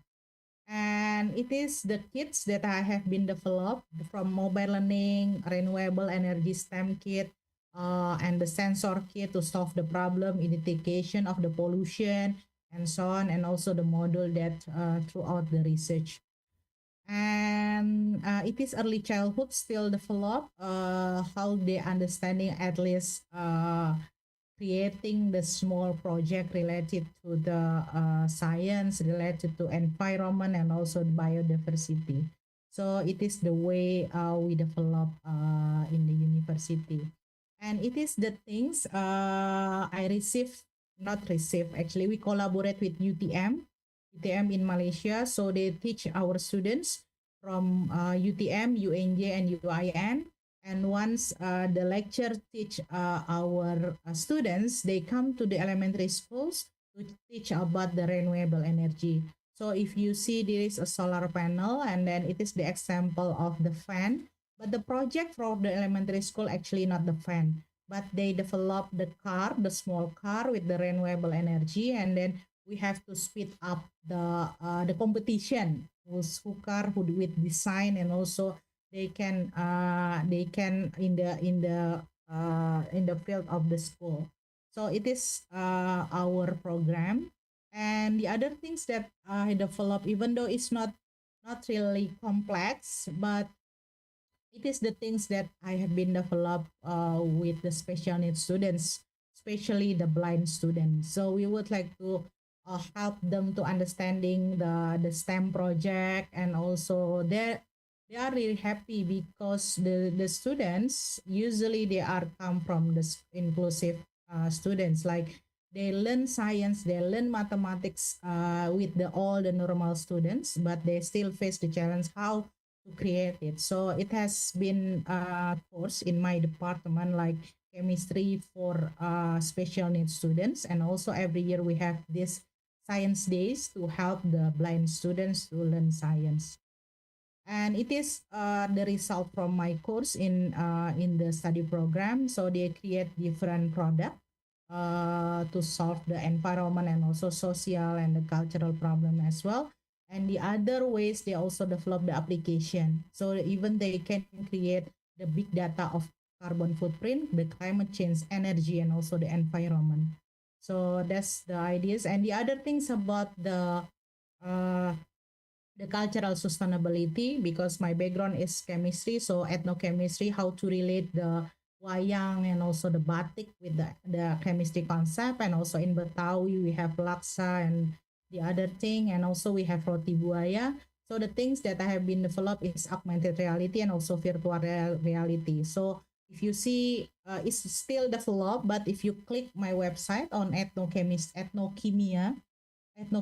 ethnochemia, you can see the topic and different province. So you have different province related to the chemistry, and there is a molecule that in the augmented reality, but for the virtual reality we still work on it as well. So I think that's my presentation. I think it is important to realize that if you engage your students, even though we face the challenge of fulfill the content, but creating the education as sustainability is really meaningful, deep knowledge, empowering, and also creating the transferable skills and also lifelong learners. And when we try to integrate that design thinking throughout the sustainability, it's really holistic and also future competencies in ways of multidisciplinary approach. And you are as a chemistry, as elementary schools teachers, I think we aware of the students' characteristic throughout the key concept that we have to teach, and also awareness of problem solving skills.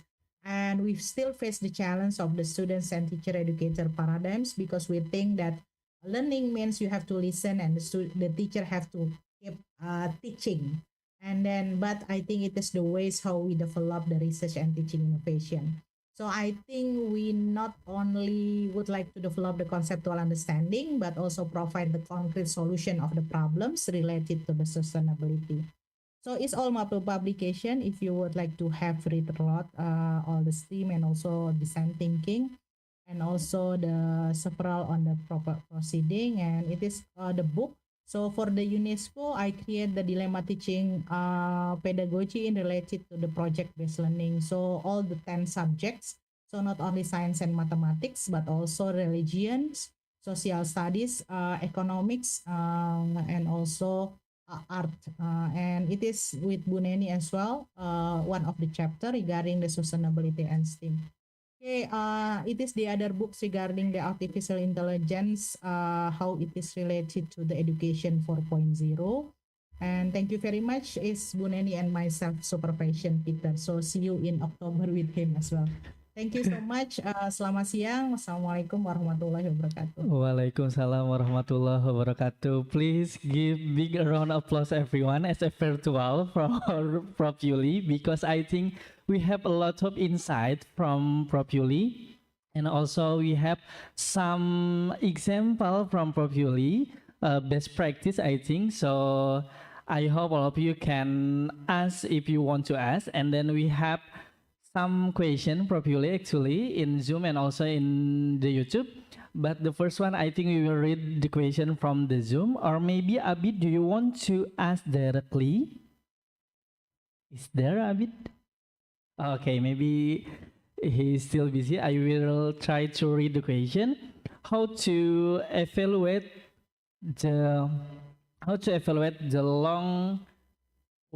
the long-term impact of STEAM-based learning and design thinking on character development, learning motivation, and student readiness to face future challenges. Maybe we will answer one by one question properly. Ya, thank you so much. Saya bahasa Indonesia aja ya. Yeah, that's okay probably. Terima kasih Abid pertanyaannya. Jadi Bapak Ibu, kalau untuk long impact, sebenarnya begini, ketika kita mengajarkan sustainability, tadi kita lihat levelnya ya. Pertama, level paling sederhana adalah kita mengintegrasikan konten. Jadi kalau misalnya kita ketemu konten yang pas, karena memang tidak semua konten bisa langsung kita kaji. Kecuali misalnya kita milih sebuah topik ya, biarpun cuma aljabar ya, perhitungan sederhana. Mungkin topiknya dengan pakai studi kasus terus kita kasih, dan bagaimana dia mengetahui misalnya berapa banyak kita masukkan dia ke website seperti yang di introduction saya itu ada data-data global climate. Nah, anak-anak disuruh lihat data itu terus dia catat. Ya, paling tidak dia paham, oh ternyata Indonesia termasuk yang global climate change-nya juga parah gitu. Nah, di website itu ada setiap negara dan datanya. Kemudian kita bisa lihat apa sih yang government Indonesia sudah lakukan ya. Itu simple things-nya. Jadi dia punya knowledge bahwa itulah permasalahan yang ada lingkungan, itulah masalah sustainability kita. Dan selanjutnya setelah dia tahu, kita bisa kan kalau misalnya tahu teori classroom assessment technique ya, ada CATS namanya. CATS-nya bukan kucing ya. Jadi di classroom assessment technique itu setelah kita tahu knowledge-nya itu, kita bisa kayak stimulasi ya, dia ini aware nggak ya gitu. Terus misalnya kita tanya dengan reflektif ya, menurut kamu ada nggak masalah yang ada di sekitar kamu terkait dengan hal tersebut? Dulu waktu saya ngajar di Australia, waktu itu kan kalau ngajar di Australia juga SMP, bahkan SMP masih tematik ya. Jadi kalau misalnya saya ngajar ikatan kimia waktu di SMP, bayangkan SMP itu udah belajar ikatan kimia. Kemudian topiknya tuh air. Ya kita sebagai guru harus bisa aware, ngapain ngajarin air ke ikatan kimia. Jadi kalau kita nggak punya paham conceptual understanding yang baik, mungkin kita akan bingung, kok air ke ikatan kimia gitu. Nah kalau air ke ikatan kimia, misalnya ke orang kimia langsung ke ikatan hidrogen. Terus tahu apa tugasnya? Tugasnya itu bukan ngitung ikatan apa atau mendeskripsikan ikatan kimia. Tugasnya adalah coba kamu hitung berapa volume air yang dihabiskan oleh masing-masing anggota keluarga kamu, gitu ya. Jadi dia itu memang buat mereka untuk apa mengajarkan buat yang hitung-hitungan dan sebagainya, udahlah itu drill yang bisa kita lakukan. Tapi bagaimana dia mengimplementasikan dalam konteks itu pada saat bersamaan dia aware dan dia doing something. Akhirnya pas balik ke kelas terus dia tanya gimana solusinya, oh ternyata bapak saya mandinya banyak banget ya, berapa liter. Terus padahal dia tahu kondisi air di Australia itu sangat terbatas. Ya, jadi yang dari seperti itu dia akhirnya aware, dia doing something, dia kasih tahu keluarganya. Jadi hal-hal seperti itu yang kita bawa ke kelas. Nah, kita berharap dengan dengan hal tersebut itu bisa long term. Karena pembelajaran yang berdampak secara long term itu harus impactful kan. Impactful itu harus terjadi konflik kognitif di otaknya. Jadi dia tuh rasa ada konflik, oh iya ya gitu ya. Nah seperti itu. Termasuk kalau misalnya kita lihat ya bagaimana apa yang terjadi. Bahkan waktu di Surabaya, waktu saya ngelatih di SMP 41 ya Surabaya itu, kita minta tugasnya itu foto story. Anak-anak diminta ngambil foto apa yang menurut dia itu related sama permasalahan sustainability. Ada yang ternyata baru aware, got di samping rumahnya itu banyak sampahnya. Kemudian dia take a picture. Ya jadi yang kita kaitkan ya kalau masalah mengukur kita banyak banget referensinya. Tinggal pilih penelitiannya mau kuanti atau mixed method. Apakah kita mau ukur literasi lingkungan contohnya dengan kuesioner? Apakah kita mau lanjutkan dengan wawancara dan observasi? Atau kita lanjutkan dia melakukan refleksi. Jadi banyak cara. Tapi memang publikasi saya sebagian besar dengan qualitative research. Jadi nanti karakter development tinggal dilihat fokusnya apa, motivasi saya juga pernah dapat, tapi saya rata-rata emang kualitatif. Nah, yang student readiness itu kadang keluar dari interview. Misalnya gini, kamu kebayang nggak Indonesia 2045 tuh seperti apa gitu. Nah, jadi tergantung jenis pertanyaan yang kita ajukan. Itu sih Mas Abid ya. Ini dosen apa mahasiswa nih? He's my student actually, bro. Abid, do you want to respond?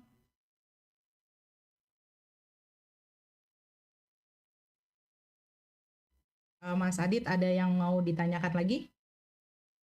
Wait for a moment, bro, because I think the committee should tune on the microphone.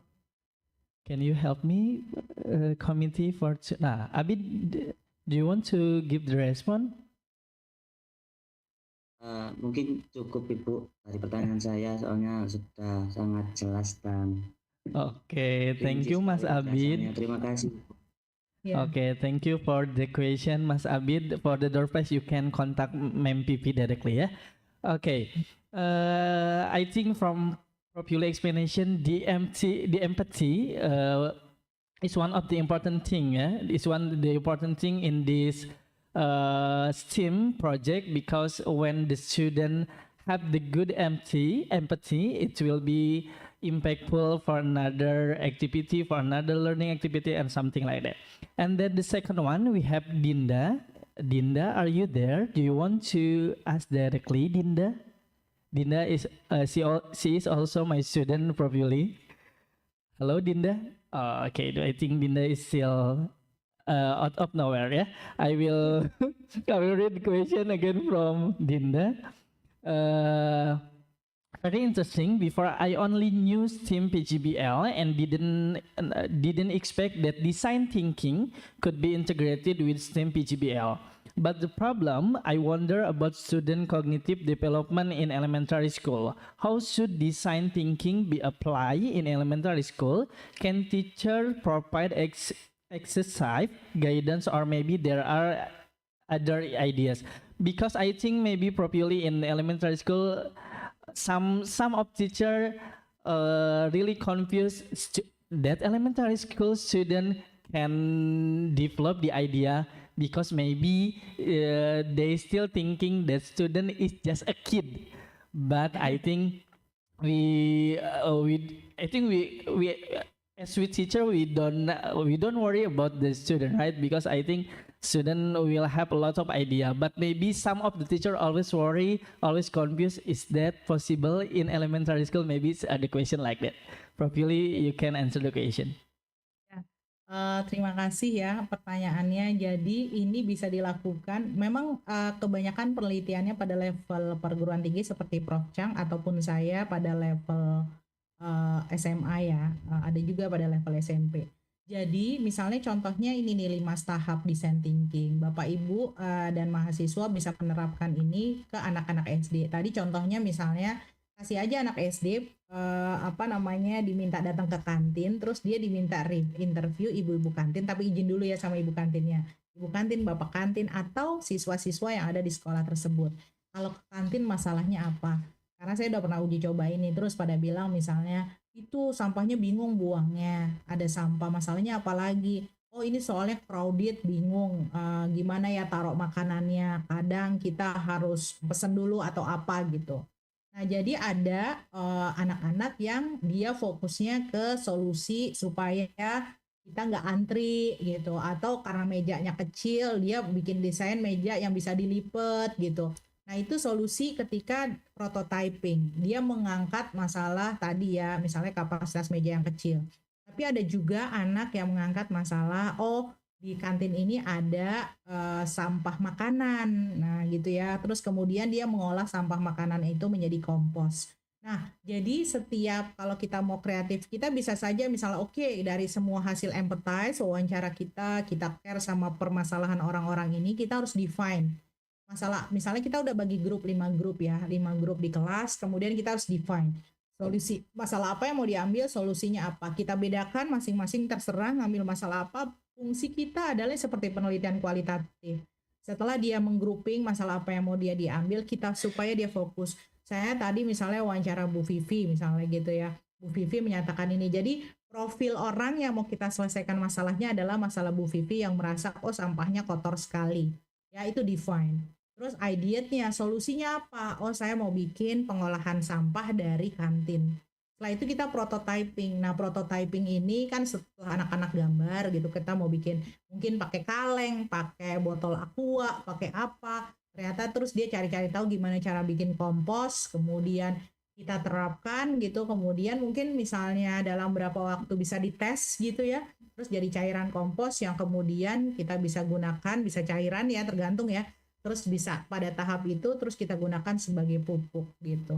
Jadi saya yakin anak-anak sekarang ya nanya-nanya itu kayaknya mungkin kalau yang kelas rendah kan mungkin masih benar-benar kita arahkan ya. Tapi kalau yang elementary school 4, 5, 6 saya pikir itu udah bisa gitu. Dan saya menunggu hasil dari teman-teman di UNESA ya. Siapa tahu ada yang tertarik untuk menerapkan design thinking ini di elementary schools dan itu akan mengenrich ya apa yang sudah kita lakukan di level-level yang kelas tingginya. Itu sih tanggapan saya ya. Okay, thank you, Prof. Yuli. Actually, I'm really interesting for doing design thinking, Prof. Yuli. Maybe we can have some project, maybe research project between UNJ and UNESA, maybe with me and of course you, Prof. Yuli, because we don't have the research project before. Because I joined with UNESA last year, so I think I really interesting with design thinking. Maybe I will accompany some of students for do the research about design thinking in elementary school. Thank you, Prof. Yuli. This is the last question actually from YouTube because we have also in the YouTube. This is from Ria Rizky. Ria Rizky said, as I know in Indonesia, now to try to reach SDGs, but we have some problem. One of the problem is some area in Indonesia are hard to access, and also the salary of teacher is low. Oh my goodness, why she mentioned about the salary of the teacher is low? And then so that why many Indonesian teachers are less innovating in learning. Maybe in your opinion, how to solve the problem actually for the access and also for the salary, salary teacher and impact to the less innovating in learning. Thank you, Prof. Yuli. You can answer the question. Ya, first pertama saya mau cerita tentang memang setiap negara itu punya di SDG sheet ini nih. Jadi punya report ya, cuma sayangnya saya nggak ketemu yang terbaru. Jadi misalnya tentang Indonesia, sebenarnya kalau literate itu 99% dianggap sudah literate pada usia 15 sampai 24. Maksudnya adalah paling nggak mereka udah mengenyam pendidikan SD. Ya, jadi kalau itu kan kita melihatnya dalam sudut pandang kuantitas ya, padahal yang kita butuhkan dalam SDGs ini juga kualitas. Nah, itu yang pertama, yang terkait dengan susah sekali ya, dan yakinlah tidak hanya Indonesia, bahkan di negara-negara yang lain hunger ya, kelaparan itu juga challenge, become a problems ya. Jadi insya Allah kalau untuk permasalahan ya, even though clean water segala macam masih tetap masalah ya. Jadi lihat warna-warna ini, warna ini menunjukkan 2023 bahwa dari reportnya SDGs itu kita belum sampai ya, semua negara. Jadi kan karena SDGs 2030 ya, makanya tadi saya bilang ini akan diperpanjang sampai 2050. Nah, karena totalnya itu less than 15% overall. Nah, yang kedua, saya itu waktu saya S2 S3-nya di Australia dan saya mengajar ya. Kebetulan penelitian saya itu bukan di Indonesia, penelitian saya itu di sekolah-sekolah di Australia. Karena kebetulan punya peluang mendapatkan S3-nya itu dari research grant co-promotor saya. Nah, ketika saya datang ke sekolah Australia, saya selalu bilang begini, mereka kan fasilitasnya luar biasa. Fasilitas dalam konteks fasilitas buat kita sebagai guru ya. Jadi kalau misalnya kita masuk, dia tuh kayak misalnya head science center gitu. Kita punya ruangan, di situ kita mau pakai buku, mau pakai video, semuanya lengkap gitu. Semuanya lengkap. Terus saya selalu bilang ini mah kalau ngajarnya baik, resourcesnya lengkap, mungkin dengan guru pendidikan gurunya dengan proses seperti itu, ya wajarlah dengan kondisi pendidikan seperti ini. Tapi beberapa waktu kemudian kan waktu itu kita sedang menerapkan OBE ya, terus teachernya itu protes, ya guru-gurunya itu protes dengan kita tuh kenapa harus OBE, kan differentiated instruction tuh berat, kita harus, mereka protes gitu. Ya kalau ngomongin gaji, misalnya gaji mereka 40-50 juta sebulan ya, itu mereka masih protes. Jadi kalau misalnya di headline tuh low salary, kemudian kayaknya kerjanya berat jadi guru gitu ya. Dan kebayang, terus saya bilang, kita kembali lagi ke konteks Indonesia ya. Saya pernah waktu itu kan saya di BSNP, sebelum BSNP dibubarkan, saya suka ke daerah mengawasi UN dan sebagainya gitu ya. Terus saya melihat bagaimana guru-guru di pelosok itu masih aja ada dengan yang semangat tinggi, dia mau ngajar, kemudian biarpun mungkin tidak banyak ya. Tapi buat saya ternyata dari semua komparasi yang saya lakukan gitu, makanya saya tuliskan di disertasi saya itu adalah teaching identity. Identitas seorang guru, kenapa dia mau jadi guru, passion dia jadi guru, cinta dia terhadap pekerjaannya itu memang sangat powerful untuk membuat tadi ya, dia profil seorang guru, kemudian kualitas pendidikan ini berkualitas. Saya pernah waktu itu dalam sebuah simposium nasional bicara ini, waktu itu saya masih mahasiswa. Terus saya dibilang oleh seorang profesor gini, kamu kan nggak pernah tahu masalah pendidikan, kebutuhan uang itu seperti apa gitu ya. Tapi sampai detik ini ketika saya sudah menjadi dosen, ngajar calon-calon guru, bapak ibu guru gitu, saya jadi ngerasa bener ya ternyata ini profesi yang saya pikir salah satu, mungkin dibanding yang lain juga, yang lain saya pikir juga penting, tapi salah satu profesi yang saya cintai gitu, yang rasanya sih nggak bisa dibayar, karena saya juga pernah praktek kerja di perusahaan ya, karena saya analis kimia. Kerjanya setiap pagi waktu itu ngecek susu, pH-nya, keasamannya, terus kepadatannya segala macam gitu. Bosen banget, selama 6 bulan aja saya udah ngerasa, ampun tiap hari ini aja nih kerjanya quality control gitu. Tapi ketika jadi pendidik, ketemu anak-anak, ketemu mahasiswa, saya pernah juga ngajar di STM gitu. Ternyata itu yang nggak bisa dibayar ya, yang mungkin nanti kalau teman-teman ngerasain pindah-pindah profesi ya, baru tuh berasa ternyata jadi guru ya, khususnya buat saya ya nikmat sekali gitu ya jadi pendidik. Apalagi kalau misalnya udah ada yang jadi dosen, yang dididik adalah bapak ibu guru, kan luar biasa kalau kita bisa mengempower satu guru, satu bapak ibu guru, dia bisa memotivasi, menyenangkan buat anak-anaknya, itu kan menjadi luar biasa ya kontribusi kita. Begitu Zainal, kayaknya saya harus Thank you, nulis buku Prof. ya. Yuli. I think if we want to have a lot of discussion, we still have a lot of, we don't have enough time, Prof. Yuli, but I think everyone want to have discuss with you. But I'm so sorry, our time is already closed, and then the first I want to say sorry to Prof. Yuli because we were starting very late for your session, and then the second one, we want to say thank you, Prof. Yuli, for becoming our great speaker, one of the speaker for the International Webinar 2024. And then this is from the committee. We will give you some. We will give.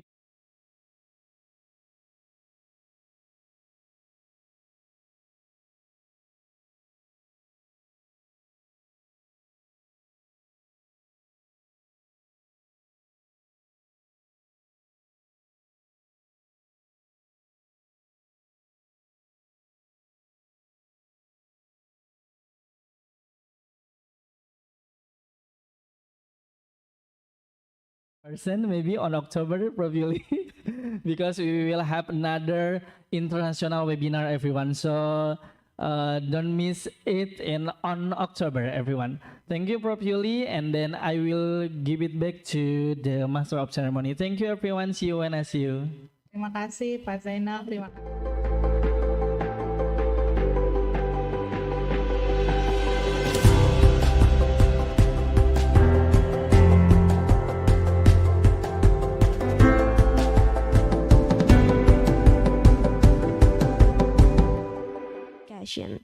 Also, once again, thank you very much to our three outstanding speakers and also our three amazing moderators today, Mrs. Marita, Mr. Ricky, and Mr. Zainal.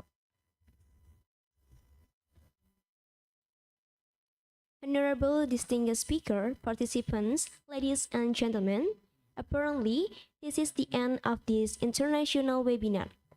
These are the agendas that we have presented to you. So let's come up to the last session. We are going to have a closing ceremony. Well, honorable distinguished speaker, participants, ladies and gentlemen, thank you very much for participating in our event today. Hopefully, all of us can learn something and got inspiration from it. Because education needs inspiration, not just information. Only inspired human beings can transform their own lives and lives around them.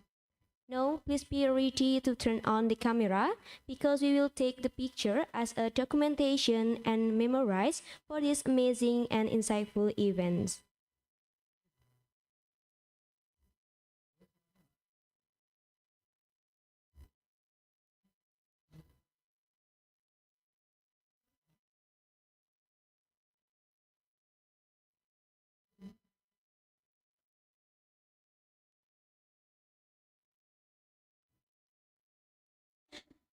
Okay, the picture will be taken in 3, 2, 1.